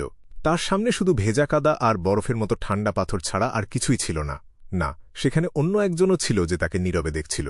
তার কোনো চোখ, নাক, মুখ, ভ্রু বা কান কিছুই ছিল না। ব্যারনেট পাউন্ডের চোখের মনি ছোট হয়ে এল। সে শুধু অনুভব করতে পারল যে তার কোমর থেকে মেরুদণ্ড বেয়ে মাথার পেছন দিক পর্যন্ত একটা অবশ ভাব উঠে আসছে। কোনো কিছু চিন্তা না করেই সে সাথে সাথে তার সব যন্ত্রপাতি ফেলে দিয়ে পাগলের মতো পিছিয়ে আসতে লাগল। তার কনুইগুলো মাটিতে সজোরে ধাক্কা খেল, কিন্তু বাজেভাবে জখম হওয়া সত্ত্বেও সে কোনো ব্যথা অনুভব করল না। অবশেষে ব্যারনেট পাউন্ড সুড়ঙ্গ থেকে বের হয়ে সেই পরিত্যক্ত গির্জায় ফিরে এল।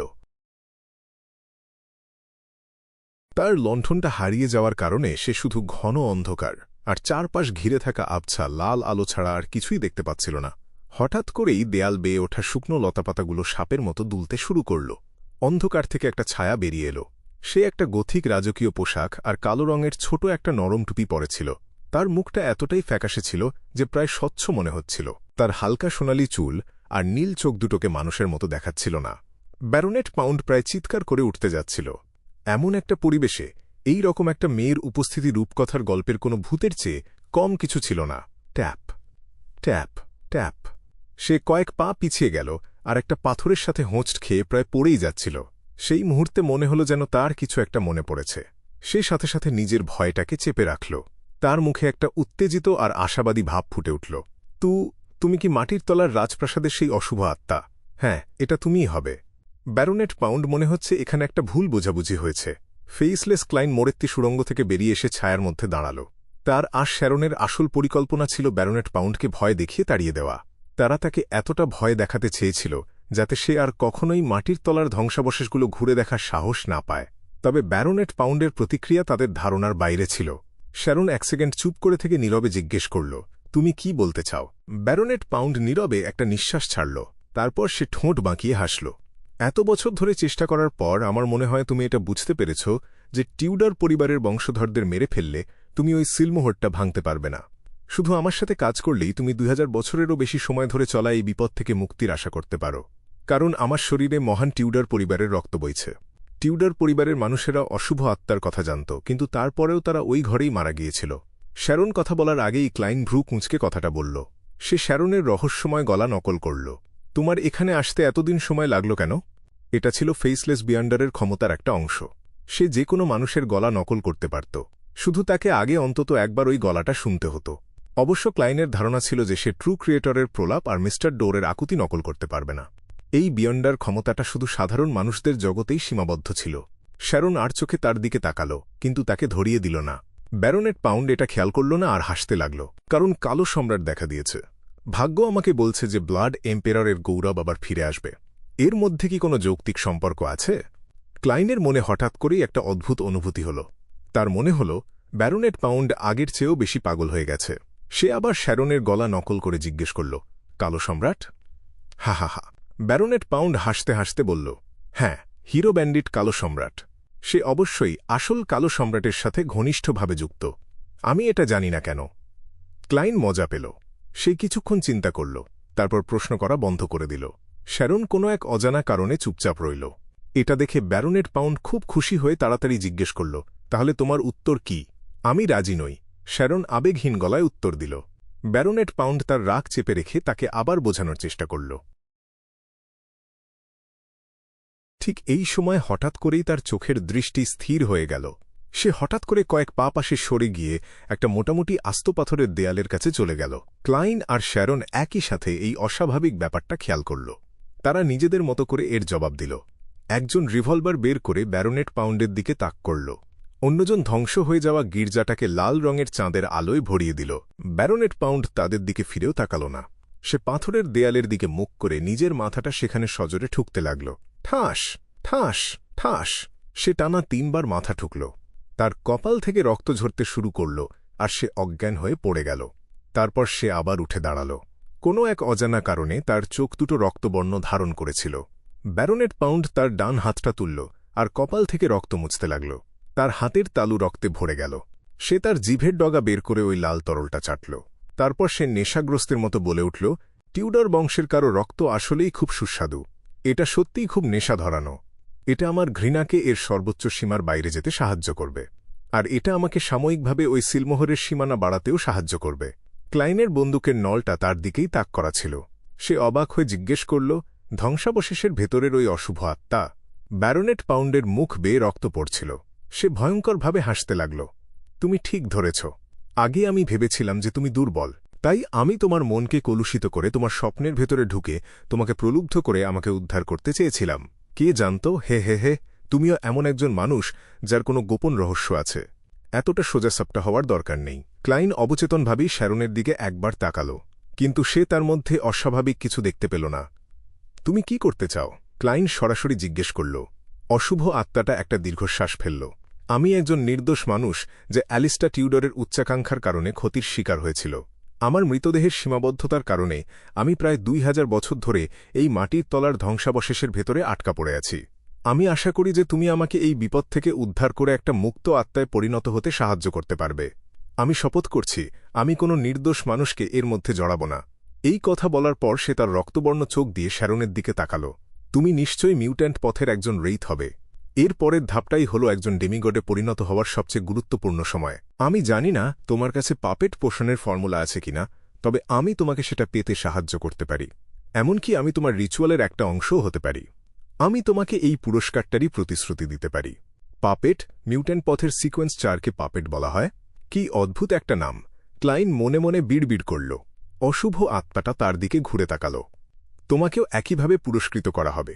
এটা এমন একটা বস্তু যেটাকে জাদুকরী আর মূল্যবান বলে মনে করা যেতে পারে। আর কোনো এক অদ্ভুত আকর্ষণের কারণে এর মালিক এই মাটির তলার প্রাসাদে এসেছিল এবং টিউডর বংশধরদের পাশে মারা গিয়েছিল।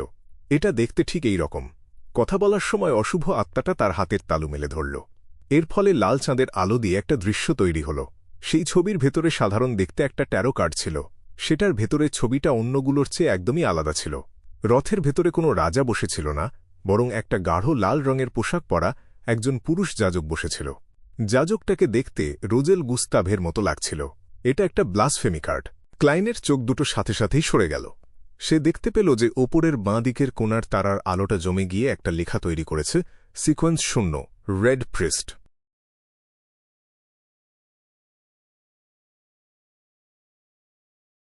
চ্যাপ্টার 457, অশুভ আত্মার দেওয়া তথ্য। Sequence 0, red priest. এটা কোন পাথওয়ের সিকোয়েন্স 0? আমি আরও একটা সিকোয়েন্স 0-র আসল নাম জানতে পারলাম অবশ্য। এর পেছনের শর্ত হল অশুভ আত্মাটি মিথ্যে বলছে না। সে বলেছিল যে রেড প্রিস্ট কার্ডের মালিক কোনো এক অজানা আকর্ষণের কারণে টিউডার পরিবারের ভূগর্ভস্থ ধ্বংসাবশেষ খুঁজে বের করবে, কিন্তু শেষ পর্যন্ত তারা ওই ঘরে মারা যাবে। এটা হয়তো একই পাথওয়ের বিয়ন্ডার বৈশিষ্ট্যের একত্রিত হওয়ার নিয়ম, তাই না? না, সম্রাট রোজেল স্পষ্টভাবেই উল্লেখ করেছিলেন যে হাই সিকোয়েন্স বিয়ন্ডার হওয়ার পর একটি কার্ড অফ ব্লাসফেমি থাকলে তারা পরবর্তী সিকোয়েন্সের জন্য প্রয়োজনীয় বিয়ন্ডার উপাদানগুলোর মৃদু উপস্থিতি টের পাবে। অন্য কথায়, অশুভ আত্মাটি যে ঘরে সিল করা আছে সেখানে রেড প্রিস্ট পাথওয়ের একটি ডেমিগড র্যাঙ্কের বৈশিষ্ট্য লুকিয়ে আছে। হয়তো অশুভ আত্মাটি যখন বেঁচে ছিল তখন সে এই পাথওয়ের একজন ডেমিগড ছিল, আর সে হয়তো তার চেয়েও একটু বেশি শক্তিশালী হতে পারে। কার্ড অফ ব্লাসফেমি যে মৃদু অনুভূতি দেয় তা সম্ভবত এই একত্রিত হওয়ার নিয়মেরই একটা ফলাফল। ক্লাইন হঠাৎ করে অনেক কিছুর কথা ভাবল। সে অবচেতনভাবেই শ্যারনের প্রতিক্রিয়া দেখার জন্য তার দিকে তাকাল। এটা করে সে বুঝতে পারত যে শ্যারন কার্ড অফ ব্লাসফেমি সম্পর্কে জানে কিনা এবং সে সিকোয়েন্স 0-র অর্থ বোঝে কিনা।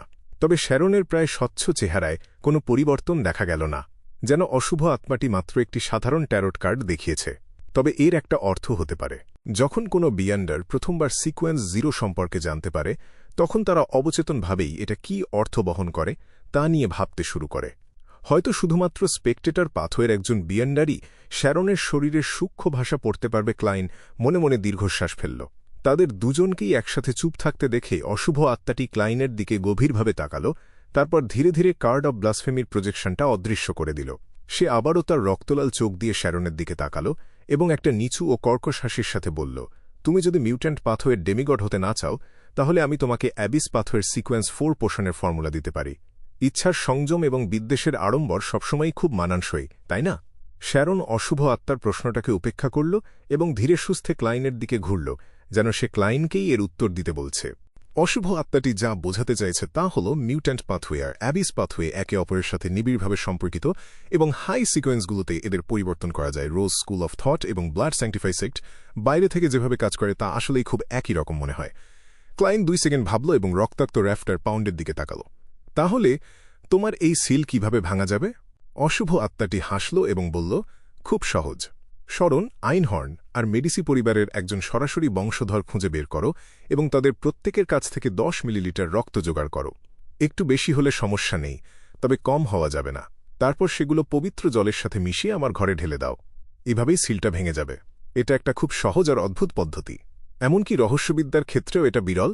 কেন তাদের শরণ, আইনহর্ন আর মেডিসি পরিবারের সরাসরি বংশধর হতে হবে? শেষেরটার কথা আমি আগে কখনো শুনিনি। শরণ হল ইন্টিসের প্রাক্তন রাজপরিবার, আর আইনহর্ন হল ফেইসাক এম্পায়ারের রাজপরিবার। তারা দুজনেই ট্রুনসওয়েস্ট এম্পায়ারের প্রতি অনুগত ছিল, যারা 4th ইপকের অ্যাঞ্জেল পরিবার, আর তারাই শেষমেশ বিজয়ী হয়েছিল। তবে লোয়েনের অগাস্টাস এবং ফেইন পটারের ক্যাস্টিয়া পরিবারও তো একই শর্ত পূরণ করে। ওহ হ্যাঁ, শরণ এবং আইনহর্ন পরিবারের মধ্যে আরও একটা মিল আছে, আর সেটা হলো তাদের দুজনের কাছেই হান্টার পাথওয়ে আছে। এটাই কি তাদের বেছে নেওয়ার কারণ? ইহা আগের পরিস্থিতিটা বিবেচনা করলে হান্টার পাথওয়ে কি রেড প্রিস্ট পাথওয়ের সমান? ক্লাইন যখন অনুমান করছিল, তখন সে তার সন্দেহটা লুকিয়ে রাখল না। আমি শরণ আর আইনহর্ন পরিবার সম্পর্কে জানি, কিন্তু মেডিসি পরিবারের কথা কখনো শুনিনি। খুবই স্বাভাবিক, তারা প্রায়ই ছায়ায় লুকিয়ে থাকতে পছন্দ করে। তারা হল দূষিত অ্যাঞ্জেল, আর তারা একটা খুব গোপন সংগঠন তৈরি করেছে। অশুভ আত্মাটি একটু অবজ্ঞার সুরে বলল, ওই সংগঠনটা রোজ রিডেমশন নামে পরিচিত। এই নামটা বেশ পরিচিত, ঠিক। সিটি অফ সিলভার সম্প্রতি ট্রু ক্রিয়েটরের যে পরিত্যক্ত মন্দিরটা খুঁজে পেয়েছিল, সেখানের একটা মিউরালের কোনায় এরকমই কিছু লেখা ছিল। তারা সন্দেহ করেছিল যে এটা হয়তো কোনো শহরের নাম বা ওই মন্দিরের নির্মাতার নাম। এখন মনে হচ্ছে এটা আসলে একটা খুব গোপন সংগঠনকে বোঝায়, যেটা দূষিত অ্যাঞ্জেলদের দ্বারা প্রতিষ্ঠিত হয়েছিল। তারা কি ট্রু ক্রিয়েটরে বিশ্বাস করে? অরোরা অর্ডারের সাথে তাদের সম্পর্ক কি? ক্লাইন কিছুক্ষণ ভেবে বলল, এটা কি ট্রু ক্রিয়েটরের সাথে সম্পর্কিত? অশুভ আত্মাটি 2 সেকেন্ড চুপ থেকে নিচু গলায় জিজ্ঞেস করল, তুমি রোজ রিডেমশন সম্পর্কে জানো? আমি হঠাৎ করেই নামটা শুনেছিলাম। ক্লাইন একদম সত্যি কথাই বলল। অশুভ আত্মাটি একটু ভাবল, তারপর হঠাৎ হেসেই বলল, আমি যতটা ভেবেছিলাম তার চেয়েও তোমার অনেক বেশি গোপন কথা আছে। আমরা কি এসব নিয়ে কথা না বলে পারি না? ক্লাইন শারনের প্রতিক্রিয়া দেখা থেকে নিজেকে আটকে রাখল, আর নিজের চেহারায় একটা শান্ত ভাব বজায় রাখল। অশুভ আত্মাটির চোখ দুজনের উপর দিয়ে ঘুরে গেল এবং সে হাসল। ট্রু ক্রিয়েটরের জন্মের সাথে রোজ রিডেমশনের খুব ঘনিষ্ঠ সম্পর্ক আছে। তুমি কল্পনাও করতে পারবে না যে এমন কিছু মানুষ একসময় রোজ রিডেমশনের সদস্য ছিল, যারা পরে ওখান থেকে চলে গেছে।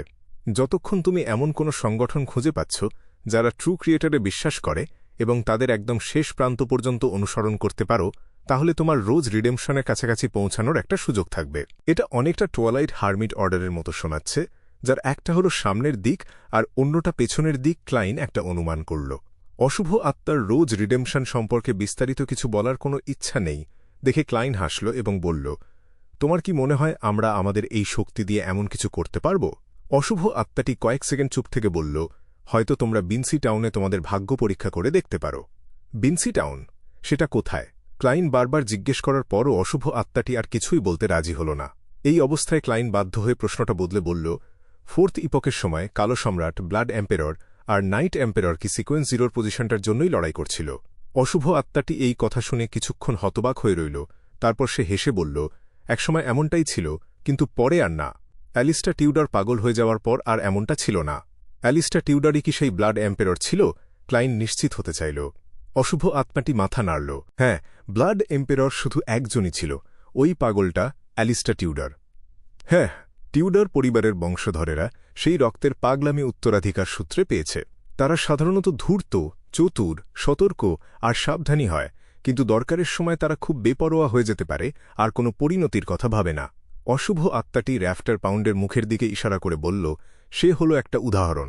তবে এই শিক্ষার পর সে নিশ্চিতভাবেই অনেকদিন বেশ স্বাভাবিক থাকবে। সে টিউডারদের শেষ বংশধর কিনা সেটা আমি জানি না। অ্যালিস্টা বেশ কিছু ভালো জিনিস রেখে গেছে, যেগুলো পাওয়ার জন্য তার বংশধরদের রক্তের প্রয়োজন হবে। তাই এখন তাকে মেরে না ফেলাই ভালো। অশুভ আত্মাটি থামল এবং মৃদু হাসল। ঠিক আছে, তোমরা আমাকে সিলটা খুলতে সাহায্য করলে আমি তোমাদের সব গল্প বলবো যা আমি পার করেছি, না, আরও স্পষ্টভাবে বলতে গেলে যে ইতিহাস আমি দেখেছি। এই কথা বলতেই র্যাফটার পাউন্ডের চোখ হঠাৎ করে ঘোলাটে হয়ে গেল। তার শরীরটা কয়েকবার কেঁপে উঠল, তারপর সে নিস্তেজ হয়ে মাটিতে লুটিয়ে পড়ল। শ্যারন চুপচাপ এই দৃশ্যটা দেখছিল। তারপর সে হঠাৎ এক পা সামনে এগোল। হুশ! হঠাৎ বাতাস গর্জে উঠল আর মাটির ধুলোবালি ও পাথরগুলো নড়ে উঠে মাটির নিচে সেই সুড়ঙ্গে পড়ে গিয়ে রাস্তাটা বন্ধ করে দিল। কাজটা শেষ হওয়ার পর ক্লাইন আর শ্যারন উইলিয়াম স্ট্রিট ছেড়ে ওই নিস্তব্ধ অন্ধকারে ঘুরে অন্য একটা ব্লকে চলে গেল। ক্লাইন যখন ভাড়া করা ঘোড়ার গাড়িতে উঠল তখন শ্যারনের অবয়বটা ফুটে উঠল, আর সে ক্লাইনের ঠিক উল্টো দিকে বসল। সে ক্লাইনের দিকে একদৃষ্টে তাকিয়ে তার সেই কর্কশ আর অদ্ভুত গলায় জিজ্ঞেস করল, তুমি কি ওর সিল ভাঙতে সাহায্য করবে? না। ক্লাইন কোনো দ্বিধা ছাড়াই উত্তর দিল। তারপর সে জিজ্ঞেস করল, আর তুমি? শ্যারন মাথা নাড়ল, বুঝিয়ে দিল যে সেও এটা করবে না। ক্লাইন স্বস্তির নিঃশ্বাস ফেলল আর হাসল। ও তো প্রায় 2000 বছর আগেই মরে গেছে, আর এখন সে শুধু একটা অশুভ আত্মার অবশিষ্টাংশ। হারিয়ে যাওয়া বা স্পিরিট ওয়ার্ল্ডে ফিরে যাওয়াই তার শেষ পরিণতি হওয়া উচিত। আমার প্ল্যান হল, একবার আমরা হাই সিকোয়েন্স বিয়ন্ডার হয়ে গেলে আমরা একসাথে মিলে ওকে শেষ করে দিতে পারব, ওকে সত্যিকারের মুক্তি দিতে পারব। যদিও রেড প্রিস্ট কার্ড, 4th ইপকের লুকানো ইতিহাস আর অশুভ আত্মার প্রতিশ্রুত পুরস্কারগুলো বেশ লোভনীয় ছিল, ক্লাইনের ওসবের ওপর কোনো ভরসা ছিল না। তার মনে বারবার সেই দৃশ্যটা ভেসে উঠছিল যেখানে অশুভ আত্মার মৃতদেহটা একটা উঁচু চেয়ারে মাথা নিচু করে বসেছিল। তার এটাও মনে পড়ে যাচ্ছিল যে সে মাথা তুললে তার চেহারায় কিভাবে পচনের ছাপ দেখা গিয়েছিল। শ্যারন ছোট্ট করে মাথা নেড়ে সম্মতি জানাল, যা এই কথার জন্য যথেষ্ট উত্তর ছিল। তোমার কি জিজ্ঞেস করার কথা না যে হাই সিকোয়েন্স বিয়ন্ডার হওয়া নিয়ে আমি এত নিশ্চিত কিভাবে? ক্লাইন মনে মনে একটু মজা না করে পারল না। আর সেই প্রশ্নের উত্তরটা হতো যে মানুষের স্বপ্ন থাকা প্রয়োজন। ক্লাইন এই বিষয় নিয়ে আর মাথা ঘামাল না এবং প্রশ্ন পাল্টে জিজ্ঞেস করল, রেইথের সাথে সম্পর্কিত সিকোয়েন্স 4 কি আসলেই পাপেট? শ্যারন মাথা নাড়ল। তোমার কাছে কি পোষণের ফর্মুলা বা বিয়ন্ডার উপাদান আছে? ক্লাইন ভাবতে ভাবতে জিজ্ঞেস করল। শ্যারন মাথা নাড়ল। ক্লাইন একটু মৃদু হাসল। আমি আমার চেনা মহলে এর খোঁজ রাখতে তোমাকে সাহায্য করব। শ্যারন গলার স্বর না বদলেই বলল, ধন্যবাদ। ক্লাইন জানালার বাইরে তাকাল আর বিড়বিড় করে বলল, আমি ছুটির জন্য দক্ষিণে যাচ্ছি। এই সময় সে একটু হেসে বলল, যেন সে আইনজীবী ইউর্গেনের সাথে কথা বলছে, তোমাকে আর ম্যারিককে অগ্রিম শুভ নববর্ষ। শ্যারন 2 সেকেন্ড চুপ রইল, তারপর সে ঠোঁট চেপে ধরে একটা অস্পষ্ট গলায় উত্তর দিল, শুভ নববর্ষ। তার অবয়বটা ধীরে ধীরে ঝাপসা হয়ে গেল এবং ঘোড়ার গাড়ি থেকে অদৃশ্য হয়ে গেল।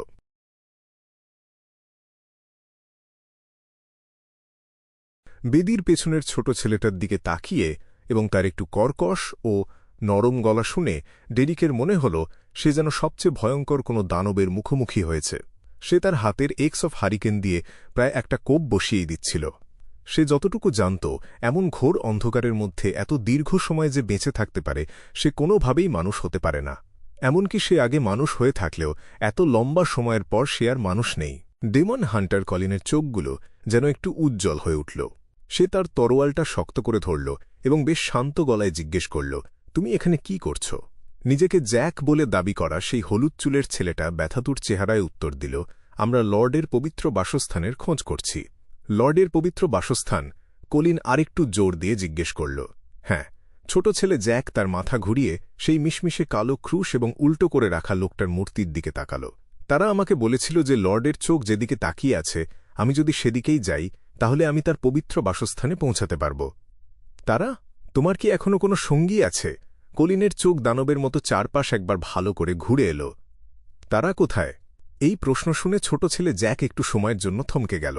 হঠাৎ করেই সে তার গলা ধরল আর তার চেহারায় একটা বিকৃত শূন্য দৃষ্টি ফুটে উঠল। সে বলল, আমার খুব খিদে পেয়েছে, খুব খিদে।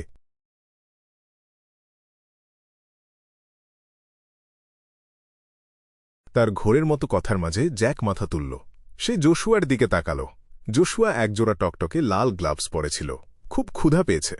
এক মুহূর্তের মধ্যেই তার মুখটা একেবারে কান পর্যন্ত হাঁ হয়ে গেল।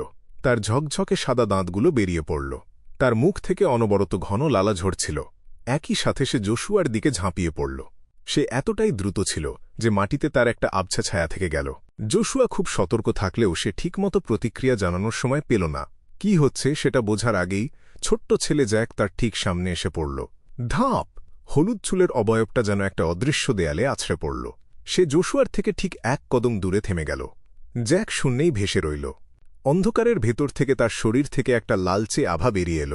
সেই আভাটা তাকে আটকে রাখা স্বচ্ছ বাধাটাকে ক্ষয় করতে শুরু করল। জোশুয়া এবং ডেরিকবার্গের পেছনে ডেমন হান্টার কলিন কোনো এক ফাঁকে এক হাঁটু গেড়ে বসে পড়েছিল। সে তার রূপালী মলম মাখানো তলোয়ারটা মাটিতে গেঁথে দিল। একটু পরেই বেদির চারপাশটা হঠাৎ করেই উজ্জ্বল হয়ে উঠল। মনে হল যেন ভোরের সবচেয়ে খাঁটি আলোর রশ্মি সেখানে এসে পড়েছে। কলিন হঠাৎ করেই তার তলোয়ারটা টেনে তুলল। অদ্ভুতভাবে তার শরীরটা যেন অনেকগুলো ভাগে ভাগ হয়ে গেল। তার অনেকগুলো ছায়া বেদির চারপাশে ছড়িয়ে পড়ল। প্রতিটা ছায়ামূর্তি একই সাথে তাদের হাতের তলোয়ারটা উঁচিয়ে ধরল। আশেপাশের ভোরের আলোর সাথে মিশে সেটা একটা উজ্জ্বল আভা ছড়িয়ে দিল। শোঁ শোঁ শোঁ, একের পর এক তলোয়ার সামনের দিকে ধেয়ে গেল। চারপাশ থেকে ভোরের আলো এসে জ্যাকের দিকে জড়ো হল। আলোটা তাকে মাঝখানে গোল করে ঘিরে ফেলল। উদীয়মান সূর্যের সেই প্রখর আলোয় কালো আর লাল ছায়াগুলো খুব দ্রুতই মিলিয়ে যেতে শুরু করল। ঝড়ের মতো সেই আক্রমণের মুখে তারা পুরোপুরি অদৃশ্য হয়ে গেল। বেদিটা যে ভূগর্ভস্থ হলঘরে ছিল, সেখানকার আলোটা অস্বাভাবিক রকম উজ্জ্বল হয়ে উঠল। আলোটা এতটাই বেশি ছিল যে ডেরিক বাধ্য হয়ে নিজের চোখ বন্ধ করে ফেলল। হঠাৎ একটা ঝাঁকুনি খেয়ে ডেরিকের ঘুম ভেঙে গেল। সে দেখল তার সামনে একটা ক্যাম্প ফায়ার শান্তভাবে জ্বলছে। তার দলের সঙ্গীরা খুব মনোযোগ দিয়ে ক্যাম্প পাহারা দিচ্ছে। ডেমন হান্টার কলিন একটা পাথরের পিলারের পাশে বাবু হয়ে বসেছিল। সে চোখ খুলে গম্ভীর গলায় বলল, আমরা 50 বার বজ্রপাতের পর রওনা হব। এ কথা শুনে ডেরিক আকাশের দিকে তাকাল। সে দেখল যে বজ্রপাতের পরিমাণ খুব একটা বাড়েনি। এই পুরো জায়গাটা জুড়ে শুধু অন্ধকার আর অন্ধকার।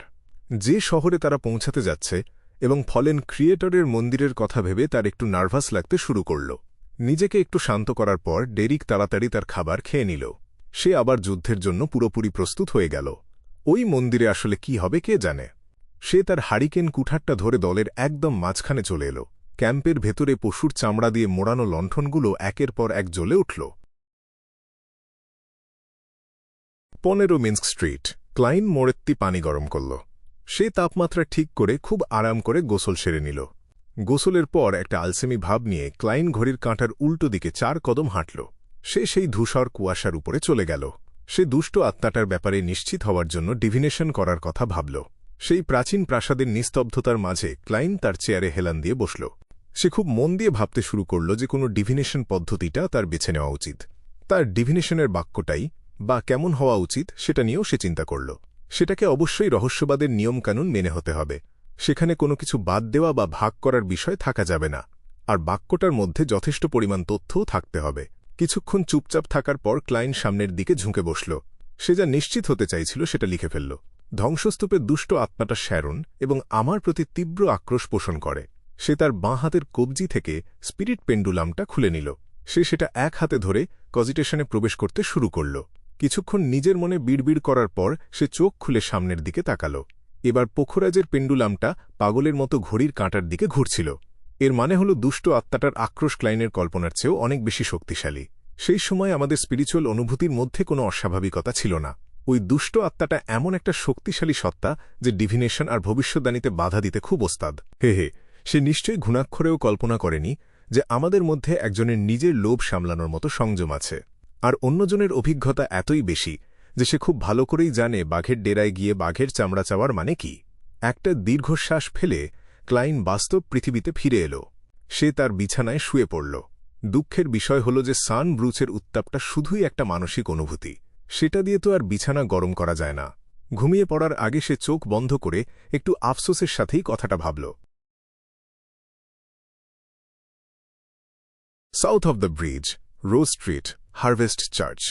এমলিন হোয়াইট শেষ চেয়ারটা মুছে সোজা হয়ে দাঁড়াল। সে খুব আগ্রহ নিয়ে বিশপ উট্রাভস্কিকে বলল, আমি আজকের সব কাজ শেষ করে ফেলেছি। শয়তান বুড়ো আবার যেন হঠাৎ করে আমাকে পবিত্র বাইবেল নকল করতে না বসিয়ে দেয়। এমলিন মনে মনে প্রার্থনা করল। অবশ্য তার অজান্তেই তার প্রার্থনার বস্তু চাঁদ থেকে ধরিত্রী মাতাতে বদলে গিয়েছিল। বিশপ উট্রাভস্কি সেখানে এমনভাবে দাঁড়িয়েছিল যে তার সামনে এমলিনকে একদম বাচ্চার মতো দেখাচ্ছিল। সে হেসে বলল, সাম্প্রতিক সময়ে তুমি কৃতজ্ঞতা আর নিষ্ঠার সাথে কাজ করার আনন্দটা উপভোগ করতে পেরেছ। এবার ফিরে যাও আর শান্তভাবে জীবনের স্পন্দন আর তার থেকে পাওয়া বিশুদ্ধ আনন্দটা অনুভব করো। আমি মোটেও তা করিনি। এমলিন সাথে সাথেই অস্বীকার করে বসল। কিছু না বলে বিশপ উট্রাভস্কি একটা দয়ালু হাসি দিয়ে তার দিকে তাকাল। তারপর সে ঘুরে গিয়ে নিজের জায়গায় বসে রাতের প্রার্থনা শুরু করল। এমলিন হোয়াইটের ঠোঁট দুটো কেঁপে উঠল। সে প্রতিবাদ করতে চাইলেও শেষ পর্যন্ত আর কিছুই বলতে পারল না। সে চুপচাপ হারভেস্ট চার্চ থেকে বেরিয়ে গেল। অভ্যাসবশত সে দরজাটাও টেনে বন্ধ করে দিল। নিজের বর্তমান বাড়িতে ফিরে সে দেখল পুরো বাড়ি একদম ফাঁকা। এমলিনের বাবা এবং এমলিনের মা দুজনেই কোনো চিহ্ন না রেখেই গায়েব হয়ে গেছে। এই দৃশ্য দেখার পরই তার হঠাৎ মনে পড়ল, আজ রাতে তো ব্যাকল্যান্ড এলাকায় একটা স্যাঙ্গুইনদের আড্ডা বসার কথা ছিল। এই লোকগুলো সত্যিই খুব জঘন্য। মহান স্যাঙ্গুইন হিসেবে তাদের তো কফিনে ঘুমানো উচিত অথবা নিজের ঘরে থাকা উচিত। তারা কেন মানুষের নকল করে এসব আড্ডার আয়োজন করে বেড়াচ্ছে? সেখানে নাকি আবার নাচানাচিও হয়। এমলিন খুব তাচ্ছিল্যের সাথে বিড়বিড় করল। কথা বলতে বলতে সে তার পেটে হাত বুলাল। এক ঢোক লালা গিলে সে ওই আড্ডায় যাওয়ার জন্য জামাকাপড় বদলানোর সিদ্ধান্ত নিল। ওডোরা পরিবারটা সত্যিই খুব ঈর্ষণীয়। তাদের একজন আস্ত খাঁটি মানুষ পার্টনার আছে যে কয়েকটা হাসপাতাল চালায়। সেখান থেকে তারা রোজ একদম তাজা রক্ত পায়। তারা যখন খুশি, যত খুশি রক্ত খেতে পারে। এমলিন তার কালো টপ হ্যাটটা মাথায় পড়ে খুব দ্রুত ঘর থেকে বেরিয়ে গেল। ওয়েস্ট বড় এলাকার একটা ঝলমলে আলোয় সাজানো ভিলা। এমলিন একটা টকটকে লাল তরল ভর্তি গ্লাস তুলে নিল। সে খুব ক্ষুধার্তের মতো সেখান থেকে বড় এক চুমুক খেল। এটা সত্যিই খুব যত্ন করে বেছে নেওয়া হয়েছে। সে তার চোখ অর্ধেক বন্ধ করে ফেলল। একদম মন থেকে প্রশংসা করে সে একটা দীর্ঘশ্বাস ছাড়ল। সেই মুহূর্তে ডান্স ফ্লোরে সুদর্শন পুরুষ আর সুন্দরী নারীরা নাচছিল। তারা রোমান্টিক মিউজিকের তালে তালে ঘুরছিল আর একে অপরের সাথে ধীর পায়ে পা মেলাচ্ছিল। এসবের আসলে কোনো মানে আছে? এমলিন দোতলার রেলিংয়ের ধারে দাঁড়িয়েছিল। সে নিচে তার স্বজাতিদের দিকে তাকিয়ে কথাটা বলল। পৃথিবীর সবচেয়ে বড় শহর হিসেবে এই ব্যাকল্যান্ডে প্রচুর ভ্যাম্পায়ারের বাস ছিল। তারা সমাজের সব স্তরে লুকিয়েছিল। তারা পুরোপুরি মানুষের সাথে মিলেমিশে গিয়েছিল। আর যারা নিজেদের ধ্বংসাত্মক প্রবৃত্তি আর রক্তের তৃষ্ণা নিয়ন্ত্রণ করতে পারত না, তাদের ব্যাপারে অন্য ব্যবস্থা নেওয়া হতো। তাদেরকে হয়তো গভীর পাহাড়ের কোনো দুর্গে পাঠিয়ে দেওয়া হতো, না হলে নাইট হক বা অন্য কোনো অফিসিয়াল বিয়ন্ডার সংস্থা যেন কোনো সূত্র খুঁজে না পায়, সেজন্য আগেই তাদের সরিয়ে দেওয়া হতো। এমলিন তার স্বজাতিদের দিকে তাকিয়ে দেখল, রাত বাড়ার সাথে সাথে তাদের উচ্ছ্বাস আরও বাড়ছে। তার মনে হতে লাগল যে এই লোকগুলোর সাথে তার আসলে কোনো মিলই নেই। ঠিক সেই মুহূর্তে আজকের এই আয়োজনের মূল হোতা কসমি ওডোরা তার দিকে এগিয়ে এলো। তার হাতে একটা মদের গ্লাস ছিল। সে হেসে জিজ্ঞেস করল, আজ রাতের মদটা তোমার কেমন লাগল? অবশ্যই দারুণ। এর মালিক বেশ অল্প বয়সী আর তার জীবনী শক্তিও প্রচুর। এমলিন তার পিঠ সোজা করে একটা আভিজাত্যের ভঙ্গি করল। দেখতে কসমি ওডোরাকে একজন খুব ভদ্র মধ্যবয়সী জেন্টলম্যান মনে হতো, কিন্তু এমলিন জানত যে তার বয়স আসলে 200 বছরেরও বেশি। সে একসময় ইন্টিসে রোজেল গুস্তাভের শাসনকাল নিজের চোখে দেখেছিল। এরপর সে লোয়েন সাম্রাজ্যে চলে আসে, কারণ সে সেখানে অনেক বেশি দিন বেঁচে ছিল। তার ভয় ছিল যে হয়তো প্রতিবেশীরা তার ব্যাপারে কোনো সন্দেহ করে বসবে। এমলিনের প্রশংসা শুনে সে হেসে বলল, হ্যাঁ, এর মালিক একজন তরুণী। তাকে এক চোর ছুরি দিয়ে আঘাত করেছিল আর সে প্রায় মারাই যাচ্ছিল। ভাগ্যিস সে আমার দেখা পেয়েছিল, আর সুস্থ হয়ে ওঠার জন্য এটা তাকে দাম হিসেবে চোকাতেই হবে। তুমি চাইলে ওই দিকের মদটার স্বাদও চেখে দেখতে পারো, আর ওই পাশেরটাও ট্রাই করতে পারো। এগুলোর মালিক যথাক্রমে বালাম আর ফেইন পটারের মানুষ। এগুলোর স্বাদও বেশ আলাদা। ফেইন পটার ধরিত্রী মাতা। ওখানকার মানুষ এত বেশি ঝাল খায় যে তাদের রক্তেও একটা ঝাল ঝাল ভাব থাকে। আমি তো সেটা একদমই সহ্য করতে পারি না। ধরিত্রী মাতা। কথা বলতে বলতে এমলিন হঠাৎ থেমে গেল। তার চেহারা এক নিমেষেই একদম ফ্যাকাশে হয়ে গেল। কসমির ঠোঁটের কোণটা একটু কেঁপে উঠল। তবে সে এমন ভান করল যেন সে কিছুই শোনেনি। সেই অস্বস্তিকর নীরবতার মাঝে সে গলা খাঁকারি দিয়ে বলল, এমলিন, ওসব শুধুই তোমার কল্পনা। যাই হোক, আমার দাদু তোমার সাথে দেখা করতে চেয়েছে। তোমার দাদু? এমলিন এক মুহূর্তের জন্য বেশ চমকে গেল। তারপরই সে চোখ বড় বড় করে বলল, লর্ড নিবস ওডোরা। নিবস ওডোরা একজন খুব শক্তিশালী স্যাঙ্গুইন ছিল, যে চতুর্থ যুগেও বেশ সক্রিয় ছিল। কিন্তু সময়ের সাথে সাথে তার জীবনী শক্তি কমে যাওয়ায় সে দীর্ঘদিন ধরে একটা ঠান্ডা কফিনে শুয়ে থাকতে বাধ্য হয়েছিল। কসমি খুব গম্ভীরভাবে মাথা নাড়ল। এ কথা বলে সে ঘুরে দোতলার আর একটা সিঁড়ির দিকে হাঁটতে শুরু করল। সে একবারের জন্য ভাবেনি যে এমলিন তাকে না করতে পারে। এমলিন তার পিছু পিছু হাঁটতে লাগল। লর্ড নিবস তাকে কেন ডেকেছে সেটা ভেবে সে একটু নার্ভাস আর অস্বস্তি বোধ করছিল। সে কি শেষমেশ বুঝতে পেরেছে যে স্যাঙ্গুইনদের সম্মান অনেক বেশি গুরুত্বপূর্ণ? সে কি বিশপ উট্রাভস্কির ওই মানসিক সংকেত থেকে মুক্তি পেতে আমাকে সাহায্য করার সিদ্ধান্ত নিয়েছে? হাঁটতে হাঁটতে এমলিন হোয়াইটের মনে একটা বিশাল আশার সঞ্চার হল। সিঁড়ি বেয়ে মাটির নিচের অংশে গিয়ে এমলিন হোয়াইট কয়েকটা গোপন দরজা পার হল। তারপর সে একটা বড় ধূসর রঙের হলঘরে গিয়ে ঢুকল। হলঘরের ঠিক মাঝখানে কালো লোহার তৈরি একটা ভারী কফিন রাখা ছিল। তার গায়ে অনেকগুলো প্রতীক আর জাদুকরী চিহ্ন খোদাই করা ছিল। কসমি ওডোরা এমলিনের আসার খবর জানানোর পর কফিনের ভেতর থেকে খুব ভারী আর বয়স্ক একটা কণ্ঠস্বর ভেসে এলো। এমলিন হোয়াইট, তুমি কি জানো আমি তোমাকে কেন ডেকেছি? সম্মানিত লর্ড নিবস, আমার ধারণা তুমি আমাকে ওই মানসিক সংকেত থেকে মুক্তি পেতে সাহায্য করার পরিকল্পনা করেছ। এমলিন কোনো দ্বিধা ছাড়াই উত্তর দিল। কয়েক সেকেন্ডের জন্য ভূগর্ভস্থ হলঘরটাতে একদম পিনপতন নীরবতা ছেয়ে রইল। তারপর কফিনের ভেতর শুয়ে থাকা নিবস ওডোরা একটু হেসে বলল, সেটা আমার একটা উদ্দেশ্য বটে, কিন্তু আমি তোমাকে সাহায্য করব না। আমি একটু আগেই একটা দীর্ঘ ঘুম থেকে উঠেছি, কারণ আমি ভ্যাম্পায়ার অ্যানসেস্টর লিলিতের কাছ থেকে একটা ঐশীবাণী পেয়েছি। অ্যানসেস্টর? সে কি জেগে উঠেছে? এই কথা বলে এমলিন অবাক হয়নি, বরং কসমি ওডোরাই চমকে উঠেছিল। মহাবিপর্যয়ের পর থেকে তো অ্যানসেস্টর শুধু খুব গুরুত্বপূর্ণ ব্যাপারেই সাড়া দেয়, তাই না? এমলিন খুব বিভ্রান্ত হয়ে কথাটা শুনল। না, এখনও নয়, নিবস খুব ভারী গলায় বলল। অ্যানসেস্টর আমাকে বলেছে যে মহাপ্রলয় একদম ঘনিয়ে এসেছে, আর আমাদের অবশ্যই এর জন্য প্রস্তুত হতে হবে। আর তুমি, এমলিন হোয়াইট, তুমি হলে অ্যানসেস্টরের ঐশীবাণীর অন্যতম প্রধান একটা অংশ। মহাপ্রলয়? কসমি অবাক হয়ে জিজ্ঞেস করল। কিন্তু এমলিনের মাথায় তখন শুধু একটাই চিন্তা ঘুরপাক খাচ্ছিল। স্বয়ং অ্যানসেস্টর আমার এমলিন হোয়াইটের কথা বলেছে। স্যাঙ্গুইনদের এই মহাপ্রলয় থেকে বেঁচে ফেরার জন্য আমি একজন প্রধান অংশ। নিবস তার নাতির প্রশ্নটা এড়িয়ে গিয়ে আবার বলতে শুরু করল, এমলিন হোয়াইট, আমি এখন তোমাকে একটা কাজ দেব, দয়া করে বলো। এমলিনের মনে হল সে যেন একটু বেশি বিনীত আচরণ করছে। এতক্ষণ যা যা শুনল, তারপরও সে লর্ড নিবসের সামনে বিন্দুমাত্র অহংকার দেখাল না। নিবস ওডোরা খুব গম্ভীর গলায় বলল, সুযোগ বুঝে মিস্টার ফুলের কাছে প্রার্থনা করো। এমলিনের মনে হল সে হয়তো ভুল শুনেছে। নিবস তার গলার স্বর নামিয়ে বলল, ওই মিস্টার ফুল, যার সম্মানজনক নামটা খুব সম্প্রতি চারিদিকে ছড়িয়ে পড়েছে।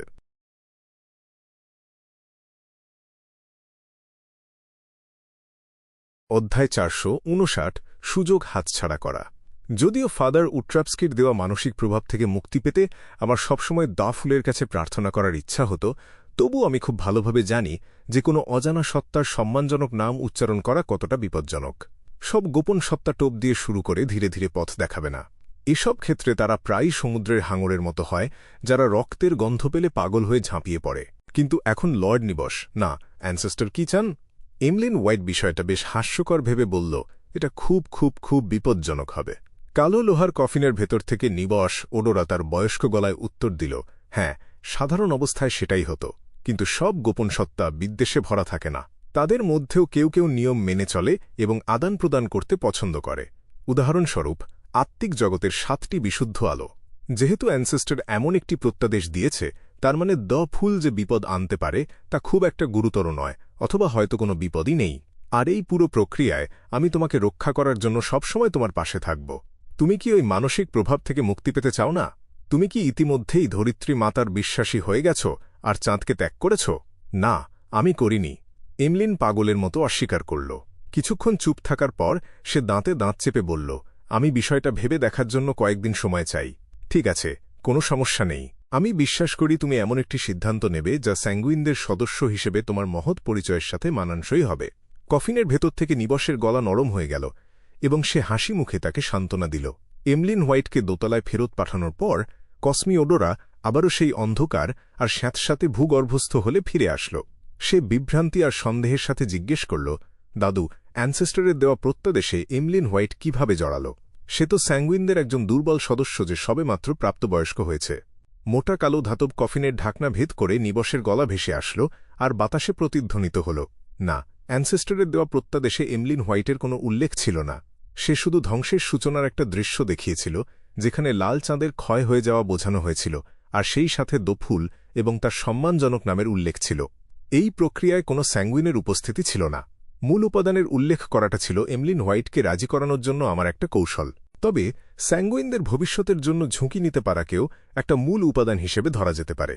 কসমি প্রথমে বিষয়টা বুঝতে পারল, তারপর তার মাথায় আর একটা প্রশ্ন জাগল, তুমি এমলিন হোয়াইটকে কেন বেছে নিলে? তার মধ্যে এত বিশেষ কি আছে? নিবস ওডোরা হঠাৎ করে হেসে উঠল। সে কি এতদিন ধরে দ ফুলের কাছে প্রার্থনা করার জন্য চেঁচামেচি করছিল না? সে কি ভাবেনি যে আমরা তার সমস্যাটাকে তেমন গুরুত্ব দিচ্ছি না, আর আমরা বিশপ উট্রাপস্কির সাথে শত্রুতা করতে চাই না বলে সে অন্য সাহায্য খোঁজার চেষ্টা করছিল? আমি শুধু তার ইচ্ছা পূরণ করছি। অনেকক্ষণ ধরে কসমি অবাক হয়ে চুপ করে রইল। এমলিন হোয়াইট দোতলার রেলিং ধরে দাঁড়িয়ে নিচের দিকে তার অক্লান্ত স্বজনদের দিকে তাকাল আর নার্ভাসভাবে তার ওয়াইনে চুমুক দিল। আজ পর্যন্ত দেফুলের কাছে প্রার্থনা করার পর কারো সাথে খুব খারাপ কিছু ঘটেছে বলে আমি শুনিনি। হয়তো লর্ড নিবস ঠিকই বলেছে, দেফুল হয়তো আত্মিক জগতের 7টি বিশুদ্ধ আলোর মতোই, এমন এক গোপন সত্তা যে শৃঙ্খলা বজায় রাখে আর দয়ালু। দাঁড়াও, আত্মিক জগতের 7টি বিশুদ্ধ আলো আবার কি? আমি আগে কখনো এদের কথা শুনিনি কেন? এরা কি ভালোর পক্ষে? কে জানে, এটা আমার কোনো উপকারে আসবে কিনা। সংক্ষেপে, দো ফুল যে বিপজ্জনক হবেই এমন কোনো কথা নেই, আর আমাকে রক্ষা করার জন্য তো লর্ড নিবস আছেই। হয়তো আমি এই সুযোগটা কাজে লাগিয়ে মানসিক প্রভাব থেকে মুক্তি পেতে পারি। এমলিন ভয় আর প্রত্যাশা নিয়ে নিজেকে সান্ত্বনা দিল। সোমবার সকাল। চেরুট বড় 15 মিন্স্ক স্ট্রিট। ক্লাইন মোরেত্তি ব্রাশ হাতে টয়লেটের সামনে বসে সাবধানে ভেতরের ময়লা পরিষ্কার করছিল। তার রুটিন অনুযায়ী শনি ও রবিবার তার পরিদর্শন শেষ করার পর সে সিদ্ধান্ত নিয়েছিল যে একদিন ছুটি কাটাবে। এরপর কালকে প্রিন্স অ্যাডেসাক অগাস্টাসকে চূড়ান্ত ফলাফলের রিপোর্ট দিয়ে সে কাজটা বুঝিয়ে দেবে। কিন্তু বিশ্রামের এই সময়টাতে তার মনে হল বাড়িটা বেশ অগোছালো আর নোংরা হয়ে আছে। এটা দেখার পরই তার মনে পড়ল যে পাশের বাড়ির বাড়িওয়ালির পরিচারিকাকে অস্থায়ীভাবে কাজে লাগিয়ে সপ্তাহে 2 দিন বাড়ি পরিষ্কার করানো হতো। যেহেতু লুক সামার এবং স্টেলিন সামার দেশি উপসাগরের সেভিল সিটিতে ছুটি কাটাতে গিয়েছিল, তাই তাদের একজন পরিচারিকাও তাদের সাথে গিয়েছিল। আর আরেকজন বছর শেষের বোনাস পেয়ে নিজের গ্রামে ফিরে গিয়েছিল। 15 মিন্স্ক স্ট্রিট যেখানে ক্লাইন থাকত সেটা বেশ কিছুদিন ধরে পরিষ্কার করা হয়নি। যেহেতু সে ব্যাকল্যান্ড ছেড়ে চলে যাচ্ছিল, তাই ক্লাইন ভেবেছিল 2 দিন কষ্ট করে থেকে যাবে। কিন্তু অবসর সময় মজা করার জন্য কুয়েলাং ক্লাবে যাওয়ার সাহস তার হল না। সে ভয় পাচ্ছিল যে প্রিন্স অ্যাডেসাক রেগে যেতে পারে, তাই তাকে বাড়িতেই থাকতে হল। তাই এই বিরক্তিকর অবস্থা দেখে সে তার পুরনো কাপড় পরল আর নতুন বছরের আগেই ঘরবাড়ি পরিষ্কার করতে শুরু করল। সে টয়লেট ঘষল, বাথটাব ধুল, জানালা মুছল, মেঝে পরিষ্কার করল, নিজের যন্ত্রপাতি গুছাল আর কাপড় কাচল। ক্লাইন সকাল 8টা থেকে 11টা পর্যন্ত নিজেকে ব্যস্ত রাখল। তারপর কোনো মতে তার মনের মতো করে পরিষ্কার করা শেষ করল। অবশ্য সে খুব একটা খুঁটিনাটি খেয়াল না করেই কাজটা দায়সারাভাবে করেছিল। মাঝে মাঝে অতিরিক্ত বড় বাড়ি ভাড়া নেওয়াটা মোটেও ভালো কোনো ব্যাপার না। ক্লাইন হাত ধুয়ে তোয়ালে দিয়ে মুখ মুছল। বাথরুম থেকে বেরিয়ে সে পরিষ্কার আর গোছানো লিভিং রুম এবং ডাইনিং রুমের দিকে তাকাল। মেঘ ভেদ করে সূর্যের আলো স্বচ্ছ কাঁচের জানালা দিয়ে ভেতরে এসে তার বাড়িতে সোনালি ছোপ ফেলেছিল, যা দেখে তার ভেতরে অদ্ভুত এক তৃপ্তি কাজ করল। সে বেশ খুশি বোধ করল। দুপুরের খাবারের জন্য নিজেকে পুরস্কৃত করার সময় হয়ে গেছে। আমি একটা ভালো রেস্তোরাঁ খুঁজে নেব। ক্লাইন দোতলায় ফিরে গিয়ে তার জামাকাপড় পাল্টে নিল। দুপুরের খাবারের সময়ের জন্য অপেক্ষা করার সময় সে যখন খবরের কাগজের পাতা উল্টাচ্ছিল, তখন ডোরবেল বেজে উঠল। নতুন বছর প্রায় চলেই এসেছে, আর এখনও মানুষ আমাকে কাজ দেওয়ার জন্য আসছে। বসার জায়গা থেকে উঠে দরজার দিকে যাওয়ার সময় ক্লাইন কাজটা প্রত্যাখ্যান করার সিদ্ধান্ত নিল। যদিও তার কাছে নগদ মাত্র 34 পাউন্ড অবশিষ্ট ছিল, রাজকীয় দ্বন্দ্ব থেকে বাঁচতে তাকে যত তাড়াতাড়ি সম্ভব দক্ষিণে ছুটিতে যেতে হতো। সে আর কোনো কাজ নিতে পারছিল না। অবাক হয়ে সে দেখল যে আগন্তুক কোনো অপরিচিত লোক নয়, বরং প্রিন্স অ্যাডেসাকের বয়স্ক বাটলার ফাঙ্কেল। বয়স্ক বাটলার একটা সুন্দর মাপের টাক্সেডো পরা ছিল। সে নিজের সম্মান বজায় রেখে স্যালুট করে বলল, গোয়েন্দা মরিয়ার্টি, প্রিন্স রাস্তার মোড়ে ঘোড়ার গাড়িতে তোমার জন্য অপেক্ষা করছে। সে তোমার তদন্তের অগ্রগতি সম্পর্কে জানতে চায়। এত অধৈর্য? ঠিক আছে, এতে আগামীকাল আবার কষ্ট করে রেড রোজ ম্যানরে যাওয়ার ঝামেলা বাঁচবে। গত রাতে সে যা ভেবেছিল, ক্লাইন দ্রুত সেগুলো গুছিয়ে নিল এবং শান্তভাবে উত্তর দিল, ঠিক আছে। সে কোট র্যাক থেকে তার টুপিটা নামাতে যাবে, ঠিক তখনই তার পেটে হঠাৎ একটা ব্যথা শুরু হল। এমন একটা ব্যথা যার কারণে তাকে টয়লেটে যেতেই হতো। কিছুক্ষণ সহ্য করার পর সে বুঝতে পারল যে সে আর ধরে রাখতে পারবে না। তাই সে বয়স্ক বাটলারের কাছে ক্ষমা চেয়ে বলল, আমি খুব দুঃখিত, আমাকে আগে বাথরুমে যেতে হবে, আমার পেটটা ভালো লাগছে না। বয়স্ক বাটলার কোনো অস্বাভাবিক ভাব দেখাল না। সে শুধু বলল, সেটা তোমার স্বাধীনতা। একের পর এক শান্তির ঢেউ তুলে পেটের ভেতরের সবকিছু পরিষ্কার করে ক্লাইন হাত ধুয়ে আবার হলে ফিরে আসল। সেই মুহূর্তে সে খেয়াল করল যে বয়স্ক বাটলার আর সেখানে নেই। বাইরে যে অপেক্ষা করছিল সে হল কোঁকড়ানো বাদামি চুলের অ্যাডেসাকের পরিচারিকা। প্রিন্স আমাকে তোমার কাছে ক্ষমা চাইতে বলেছে। তার এখনও কিছু কাজ বাকি আছে, আর সে বেশিক্ষণ অপেক্ষা করতে পারবে না। অনুগ্রহ করে কাল অথবা পরশুর দিন বিকেলে রেড রোজ ম্যানরে যেও। পরিচারিকা খুব সাবধানে মাথা নোয়াল। এখনও 10 মিনিটও পার হয়নি, আর আমি যতটা সম্ভব তাড়াতাড়ি কাজ সেরে এসেছি। সাধারণত খবরের কাগজ থাকলে আমি বেশ অনেকটা সময় কাটিয়ে দিতে পারি। ক্লাইন হাসল, কোনো সমস্যা নেই। উত্তর পাওয়ার পর পরিচারিকা নিজের কাজ শেষ করে হাঁফ ছেড়ে বাঁচল। সে ফিক করে হেসে বলল, গোয়েন্দা মরিয়াটি, তুমি আবার ওই মহিলাকে মিস করলে। ক্লাইন কিছুই বুঝতে পারল না। পরিচারিকা গলার স্বর নামিয়ে বলল, এবার ওই যুবতী মহিলা প্রিন্সের সাথে এসেছিল। সে তোমার সাথে দেখা করার জন্য এই পথে ঘোরার পরামর্শ দিয়েছিল। শেষ পর্যন্ত আমি পেটের ব্যথার জন্য তার সাথে দেখা করতে পারলাম না। কোথাও কোনো একটা গণ্ডগোল আছে। ক্লাইন হালকা ভুরু কুঁচকাল। মোটা আর নরম কার্পেট বিছানো একটা ঘরের ভেতর হাতে ধরা একটা পালকের কলম থেমে গেল আর লেখা বন্ধ করল। নিচে খোলা নোটবুকের ওপর লেখা লাইনের পর লাইন আর কেটে দেওয়া কথার দাগ ছিল। কাটা দাগ। লক্ষ্যবস্তু নিয়ন্ত্রণের বাইরে যাওয়ার চেষ্টা করেছিল, কিন্তু দুর্ভাগ্যবশত গোয়েন্দা শার্লক মরিয়ার্টি তার নিচে নামার আগেই চলে গেল। লক্ষ্যবস্তু আশেপাশের পরিচারিকাদের প্রভাবিত করেছিল, কিন্তু প্রিন্স অ্যাডেসাকের বাটলার ফাঙ্কেল ঘটনাক্রমে সমস্যাটা ধরে ফেলল এবং তার সমাধান করল। কাটাদাগ। লক্ষ্যবস্তু আবারও পথভ্রষ্ট হয়েছিল। সে প্রিন্স অ্যাডেসাকের হয়ে তালিম ডুমন্টের শেষকৃত্যে অংশ নিয়েছিল, তবে দ্রুত স্বাভাবিক অবস্থায় ফিরে এসে সে বুঝতে পারে যে সে শার্লক মরিয়ার্টিকে চিনতে অক্ষম এবং সে কেবল একটি সুযোগ হাতছাড়া করতে বাধ্য হল। শার্লক মরিয়ার্টি তদন্তের জন্য রেড রোজ ম্যানরে গিয়েছিল, কিন্তু সময়টা ঠিক ছিল না, আর লক্ষ্যবস্তু তখন কাকতালীয়ভাবে গল্ফ কোর্সে ঘোড়া চালাচ্ছিল। কাটাদাগ। লক্ষ্যবস্তু আবারও এই পরিকল্পনার ওপর জয়লাভ করে গোয়েন্দা শার্লক মরিয়ার্টির সাথে দেখা করার জন্য প্রিন্স অ্যাডেসাককে উৎসাহিত করেছিল। দুর্ভাগ্যবশত শার্লক মরিয়ার্টির পেটে হঠাৎ ব্যথা শুরু হয়, ফলে সে 7 মিনিট 45 সেকেন্ড বাথরুমে আটকে থাকে, আর প্রিন্সের পক্ষে এতক্ষণ অপেক্ষা করা সম্ভব ছিল না। তার মুখের গড়ন ছিল একটা ভাস্কর্যের মতো, কিন্তু এক চোখে অন্ধ ওই মধ্যবয়স্ক মানুষটা তার পালকের কলমটা নামিয়ে রেখে এক নারীর দিকে তাকাল। তুমি ঠিক কি জিনিস তার শরীরে লাগিয়েছ? বারবার নিয়ম ভাঙলে বড় ধরনের সমস্যা তৈরি হবে। মহিলাটি নিচু স্বরে হাসল এবং বলল, এটা নেহাতই একটা দুর্ঘটনা ছিল। চিন্তা করো না, কোনো সমস্যা হবে না। কথা বলতে বলতে সে তার চুল পেছন দিকে টেনে নিল, ফলে তার লম্বা ফর্সা ঘাড় বেরিয়ে পড়ল। এরপর সে ধীরে ধীরে তার মুখে নানা ধরনের প্রসাধন মাখল, যা তাকে আরও আকর্ষণীয় করে তুলল। তাকে জামাকাপড় আর গহনা পরতে দেখে গাঢ় সোনালি চুলের মধ্যবয়স্ক লোকটি ভুরু কুঁচকে জিজ্ঞেস করল, তুমি কোথায় যাচ্ছ? মহিলাটি সরাসরি উত্তর না দিয়ে হাসি মুখে বলল, তোমার হাতের ওই কলমটা নিয়ে সাবধান থেকো। গতবার তুমি প্রায় অন্য কারো সাথে শরীর বদল করে ফেলেছিলে। তোমাকে সেটা মনে করিয়ে দিতে হবে না। এমন গভীর নীল চোখ, যার রং প্রায় কালোর কাছাকাছি, সেই মধ্যবয়স্ক লোকটি গম্ভীর মুখে বলল। মহিলাটি নিজেকে আরও চিকন দেখানোর জন্য তার বেল্ট শক্ত করে বাঁধল। তারপর সে অলসভাবে আড়মোড়া ভাঙল এবং মুখ ঢেকে হাই তুলল। আমি অরোরা অর্ডারের মিস্টার এর সাথে দেখা করতে যাচ্ছি। আমি আশা করি গুজবে যেমনটা বলা হয় সে ঠিক ততটাই পাগল। কথাটা বলতে বলতেই অন্ধ মধ্যবয়স্ক লোকটির চেহারার অভিব্যক্তি হঠাৎ করে গম্ভীর হয়ে গেল, কারণ সেই সাধারণ পালকের কলমটা নিজে থেকেই লিখতে শুরু করেছিল, যেন কোনো অদৃশ্য হাত সেটাকে ধরে আছে।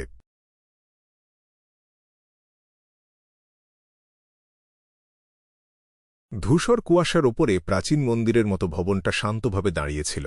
পরপর ঘটা ঘটনাগুলোর মাঝে কিছু অস্বাভাবিকতা লক্ষ্য করে ক্লাইন দুপুরের খাওয়ার পর সেই রহস্যময় জায়গায় প্রবেশ করল। সে তার মনের একটা ধারণা যাচাই করে দেখতে চাইছিল। সে নিজের তৈরি করা একটা ফাউন্টেন পেন তুলে নিল। 2 সেকেন্ড থেমে সে লিখল, আমি সিল করা প্রত্নবস্তু 008-এর তৈরি করা একগুচ্ছ কাকতালীয় ঘটনার সাথে জড়িয়ে পড়েছি। গাঢ় লাল কলমটা নিচে রেখে ক্লাইন তার বাঁ হাতে রূপলি চেইনটা ধরল এবং তার ভাগ্য গণনা শুরু করল। অবশেষে সে তার চোখ খুলল আর তার থেকে কয়েক ইঞ্চি দূরের স্পিরিট পেন্ডুলামটার দিকে তাকাল। পোখরাজ পাথরের লকেটটা কোনো রকম না ঘুরে একদম স্থির হয়েছিল। এর মানে হল ভাগ্য গণনা ব্যর্থ হয়েছে। ভাগ্য গণনা সম্পূর্ণ করা যাচ্ছে না, হয়তো পর্যাপ্ত শর্ত পূরণ না হওয়ার কারণে, অথবা হতে পারে সিল করা প্রত্নবস্তু 008 এটাকে বাধা দিচ্ছে। দুটো ক্ষেত্রেই একই রকম ফলাফল হবে। ক্লাইন তার বাক্যটা পরিবর্তন করল এবং বিভিন্ন লক্ষ্যের দিকে এটা নির্দেশ করার চেষ্টা করল, কিন্তু তার সবগুলোই ব্যর্থ হল। সে আঙুল দিয়ে লম্বা ছোপ ছোপ দাগওয়ালা টেবিলের প্রান্তে টোকা দিল। আগামী পরশু তার রেড রোজ ম্যানরে যাওয়া উচিত কিনা তা নিয়ে সে দ্বিধায় ভুগছিল। যদি এসব বিষয়ে সাজানোর পেছনে সিল করা প্রত্নবস্তু 008 বা একই রকম কোনো ক্ষমতা না থাকে, তাহলে আমার হুট করে পালানোটা নিশ্চিতভাবেই অ্যাডেসাক অগাস্টাসের সন্দেহ বাড়াবে। না, আমার পালানোটা হয়তো সফল হবে না। অ্যাডেসাক অগাস্টাসের লোকেরা তো পাশেই থাকে। অবশ্য যেহেতু আমি ইতিমধ্যেই একজন ফেসলেস, তাই বাইরে গেলে পালানোর সুযোগ পাওয়া আমার জন্য খুব সহজ, কিন্তু এত দূর যাওয়ার কি কোনো দরকার আছে? আগামীকাল বিকেলে আমি অ্যাডেসাক অগাস্টাসের সাথে সততার সাথে দেখা করে এবং স্বাভাবিকভাবে মিশনটা বুঝিয়ে দিয়ে খুব বেশি মনোযোগ আকর্ষণ না করেই ব্যাকল্যান্ড ছাড়তে পারব। তিনি হয়তো আমার মতো একজন স্বাধীন বিয়ন্ডারকে খুব কঠিন কোনো কাজ করতে বাধ্য করবেন না। যদি সত্যিই সিল করা প্রত্নবস্তু 008-এর মতো কোনো সিল করা প্রত্নবস্তু বা ডেমিগড সাম্প্রতিক ঘটনাগুলোকে প্রভাবিত করে থাকে, তাহলে আমার অতীত অভিজ্ঞতা থেকে বলা যায় আমি হয়তো ভুল করে মঞ্চে প্রবেশ করা কোনো পার্শ্ব চরিত্র, যাকে এখনও ততটা গুরুত্ব দেওয়া হয়নি। এই অবস্থায় পালানোর মানে হল অন্য পক্ষকে বলা যে আমি তাদের উপস্থিতি টের পেয়েছি। আমি খুব ঝামেলার মানুষ। এভাবে আমার ফেসলেস ক্ষমতার ওপর নির্ভর করলেও যে আমি আমাকে ঘিরে থাকা মনোযোগ থেকে পালাতে পারব, তার কোনো নিশ্চয়তা নেই।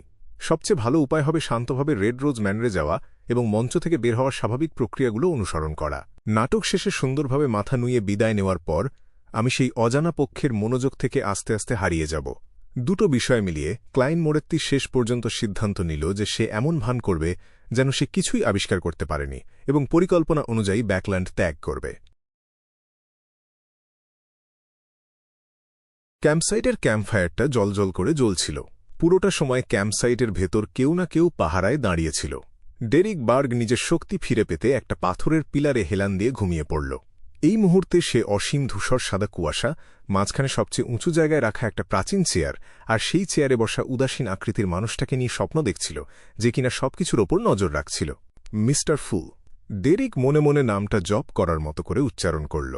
এরপর সে ফুলের কণ্ঠস্বর শুনতে পেল, সভার জন্য প্রস্তুত হও। হ্যাঁ, মিস্টার ফুল। ডেরিক বার্গ নীরবে উত্তর দিল এবং নিজের হৃদস্পন্দন গুনতে শুরু করল। তার চোখ একবারের জন্য খুলল না, যেন এইমাত্র যা ঘটল তা শুধুই একটা স্বপ্নের শুরু। আমাদের রওনা হওয়ার আগে এখনও বেশ কিছুটা সময় বাকি আছে। ট্যাট গ্যাদারিংয়ে যোগ দেওয়ার মতো যথেষ্ট সময় আছে। সে স্বস্তির সাথে ভাবল।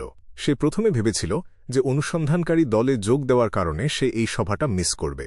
1000 হৃদস্পন্দনের পর ডেরিক বার্গ আরও কিছুক্ষণ অপেক্ষা করার পর অনুভব করল যে সে সেই শান্ত আর স্নিগ্ধ পবিত্র হলঘরে প্রবেশ করছে। চোখ খোলার মুহূর্তেই তার মনের ভেতর দৃশ্যগুলো ঝলসে উঠল। মনে হল যেন কোনো বাইরের শক্তি মুহূর্তের মধ্যে তার হারিয়ে যাওয়া সমস্ত স্মৃতি তার মাথায় আবার ঢুকিয়ে দিয়েছে। দৃশ্যগুলো ছিল ভেঙে পড়া শহরের দেয়াল, সাদা আর নীল রঙের ছক্কাটা দালানকোঠা, সিটি অফ সিলভারের মতো একই রকম স্থাপত্যের ফলেন ক্রিয়েটরের মন্দির, দেয়ালে আঁকা ছবিগুলোতে আসন্ন ধ্বংসযজ্ঞ এবং 6 মহান দুষ্ট দেবতার হাত থেকে বেঁচে থাকা মানুষদের ফলেন ক্রিয়েটরের রক্ষার কথা বিস্তারিত বলা ছিল। সেই সাথে ছিল সুন্দর কিন্তু বিপজ্জনক মাংস ও চুলের মাশরুম, আর জ্যাক, সেই অজানা পরিচয়ের অদ্ভুত ফ্যাকাশে হলুদ চুলের ছেলেটা। এই ধরনের দৃশ্যগুলো বারবার মোট 5 বার রিপিট হয়েছিল, কিন্তু প্রতিবারই বিস্তারিত বর্ণনায় একটুখানি পার্থক্য ছিল। প্রথমবার ফলেন ক্রিয়েটরের মন্দিরের বাইরে পশুর চামড়ার তৈরি সব লণ্ঠন নিভে গিয়েছিল, যা প্রায় একটা বড় বিপদ ঘটিয়ে ফেলেছিল। দ্বিতীয়বার কেউ একজন নিজের ওপর নিয়ন্ত্রণ হারিয়ে প্রায় একটা মাশরুম গিলে ফেলেছিল। ভাগ্যিস ডেমন হান্টার কলিন সময় মতো তাকে থামিয়েছিল। তৃতীয়বার ছোট্ট ছেলে জ্যাক একটা গল্প বলেছিল, যেখানে সে আর তার বাবা অসীম সমুদ্রে স্রষ্টার পবিত্র বাসস্থান খুঁজছিল, আর শেষ পর্যন্ত তারা একটা বিশাল ঝড়ের মুখে পড়েছিল। চতুর্থবার কোনোরকম সতর্কবার্তা ছাড়াই রূপ পরিবর্তন করা জ্যাক জোশুয়াকে মারাত্মকভাবে আহত করেছিল। পঞ্চমবার মন্দিরটা পুরোপুরি ধসে পড়েছিল, যার ফলে মাটির তলার জায়গা থেকে বের হওয়ার পথটা বন্ধ হয়ে গিয়েছিল। আর এই সব ঘটনাগুলি শেষ হয়েছিল ডেমন হান্টার কলিন এর সেই ছোট্ট ছেলে জ্যাককে মেরে ফেলার মাধ্যমে। তারপর ধ্বংস হয়ে যাওয়া শহরে প্রবেশের প্রস্তুতি হিসেবে তারা ক্যাম্পে বিশ্রাম নিতে শুরু করেছিল। শুরু আর শেষটা এমনভাবে যুক্ত ছিল যেন এটা একটা চক্রের মতো বারবার ঘটছে। আমরা 5 বার মন্দিরটা ঘুরে দেখেছি। আমরা এই পুরোটা সময় এই অভিজ্ঞতার মধ্য দিয়েই বেঁচেছিলাম, আর এটা সত্যিই শেষ করার কোনো উপায় নেই। ডেরিক বার্গ তার এই হঠাৎ পাওয়া নতুন স্মৃতিগুলো যত বেশি বুঝতে পারছিল, সে তত বেশি ভয় পাচ্ছিল আর আতঙ্কিত হয়ে পড়ছিল। লম্বা ব্রাউন্স টেবিলের অন্য পাশে বসা অড্রে হল ভেবেছিল সে রোজকার মতো খুশি আর হালকা গলায় মিস্টার ফুল আর অন্যদের শুভেচ্ছা জানাবে। কিন্তু যখন সে ওদিকে তাকাল, সে সাথে সাথেই বুঝতে পারল যে লিটল সানের মেজাজটা ঠিক নেই। সে সাথে সাথে জিজ্ঞেস করল, মিস্টার সান, কিছু কি হয়েছে? ট্রু মানে ফলেন ক্রিয়েটরের মন্দিরে অনুসন্ধান কি ঠিকমতো হয়নি? ডেরিক বার্গ যেন একটা আশার আলো দেখতে পেল, আর তড়িঘড়ি করে একবার পুরো অবস্থাটার একটা মোটামুটি বর্ণনা দিল। বলা শেষ করে সে বলল, মহামান্য যখন সেই ছোট্ট ছেলেটাকে সামলাল, এরপর আমরা সবাই চোখ বন্ধ করলাম আর শহরের বাইরে ক্যাম্পে জেগে উঠলাম নতুন করে আবার অনুসন্ধান শুরু করার প্রস্তুতি নিয়ে। আমাদের আর আগের কোনো স্মৃতিই ছিল না। এই প্রক্রিয়াটা 5 বার রিপিট হয়েছে, শুধু ভেতরের খুঁটিনাটি বিষয়গুলো একটু আলাদা ছিল। যদি মিস্টার ফুল আমাকে এ বিষয়ে সতর্ক না করতেন, তাহলে আমি হয়তো জানতেই পারতাম না যে আমি এই পুরোটা সময় একটা বারবার ফিরে আসা জীবনের মধ্য দিয়ে যাচ্ছি। সে নিশ্চিতভাবে ধরে নিল যে ধূসর কুয়াশার ওপরে আসার পর তার এই বাড়তি স্মৃতিগুলো আসলে মিস্টার ফুলের মনে করিয়ে দেওয়ারই ফল। সে উঠে দাঁড়াল এবং লম্বা ব্রোঞ্জ টেবিলের মাথায় বসে থাকা অস্পষ্ট আকৃতিটাকে একটা গম্ভীর স্যালুট দিল। তোমার বর্ণনা শোনার পরই আমি অবস্থাটা বুঝতে পারলাম। ক্লাইন মোরেত্তি তখনও ঘোরের মধ্যে ছিল। সে তার আগের বসার ভঙ্গিটাই ধরে রাখল এবং উত্তরে হালকা করে মাথা নাড়াল।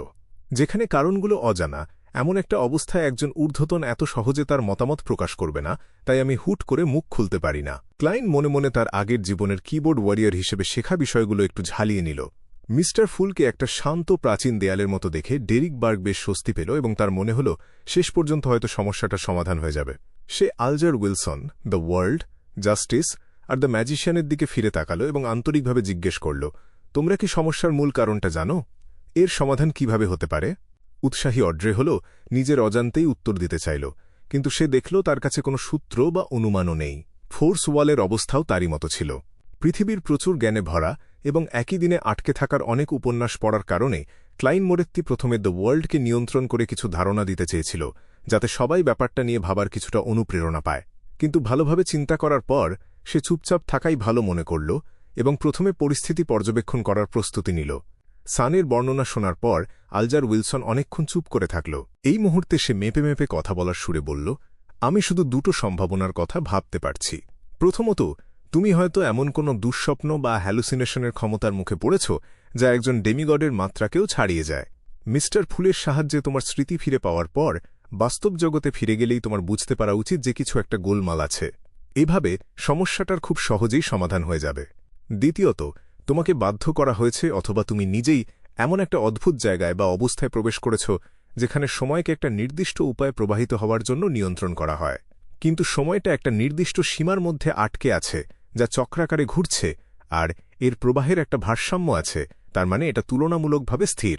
এই অবস্থায় চক্রটা শেষ করার খুব বেশি উপায় নেই।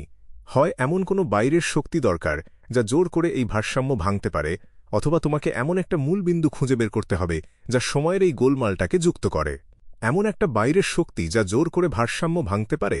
এই কথা শোনার পর অড্রে, ফোর্সওয়াল আর ডেরিক সবাই অবচেতনভাবেই লম্বা ব্রোঞ্জ টেবিলের শেষ মাথায় বসা শান্ত আর ফুরফুরে মেজাজে থাকা মিস্টার ফুলের দিকে তাকাল। না, আমি সবসময় মিস্টার ফুলের সাহায্য চাইতে পারি না। সরাসরি কিছু না বলে তিনি হয়তো এই ধরনের বিষয়গুলো সামলানোর ক্ষেত্রে আমার ক্ষমতা পরীক্ষা করতে চাইছেন। এক মুহূর্ত ভেবে সে বলল, মিস্টার হ্যাংডম্যান, ধরে নিই দ্বিতীয় অবস্থাটাই সত্যি। আপনার মতে সময়ের এই গোলমালটাকে যুক্ত করার মূল বিন্দু কোনটা হতে পারে? দ্য হ্যাংডম্যানের উত্তর দেওয়ার অপেক্ষা না করেই অড্রে আগ্রহের সাথে অনুমান করল, ওই ছোট্ট ছেলে জ্যাক। সামনাসামনি হলে তুমি কি তাকে মেরে ফেলতে পারো না? আলজার উইলসন মাথা নাড়াল। এটা একটা সম্ভাবনা। সে এক মুহূর্ত ইতস্তত করে বলল, সানের জ্যাক আর তার বাবাকে নিয়ে দেওয়া বর্ণনা আমাকে একটা বিশেষ ঘটনার কথা মনে করিয়ে দিচ্ছে। সে মিস জাস্টিসের দিকে ফিরে তাকাল। আমি কি একবার বলিনি যে আমি সমুদ্রে অরোরা অর্ডারের একজন লিসেনারের পিছু নিচ্ছিলাম? তার সমুদ্রযাত্রার লক্ষ্য ছিল ট্রু ক্রিয়েটরের পবিত্র বাসস্থান খোঁজা।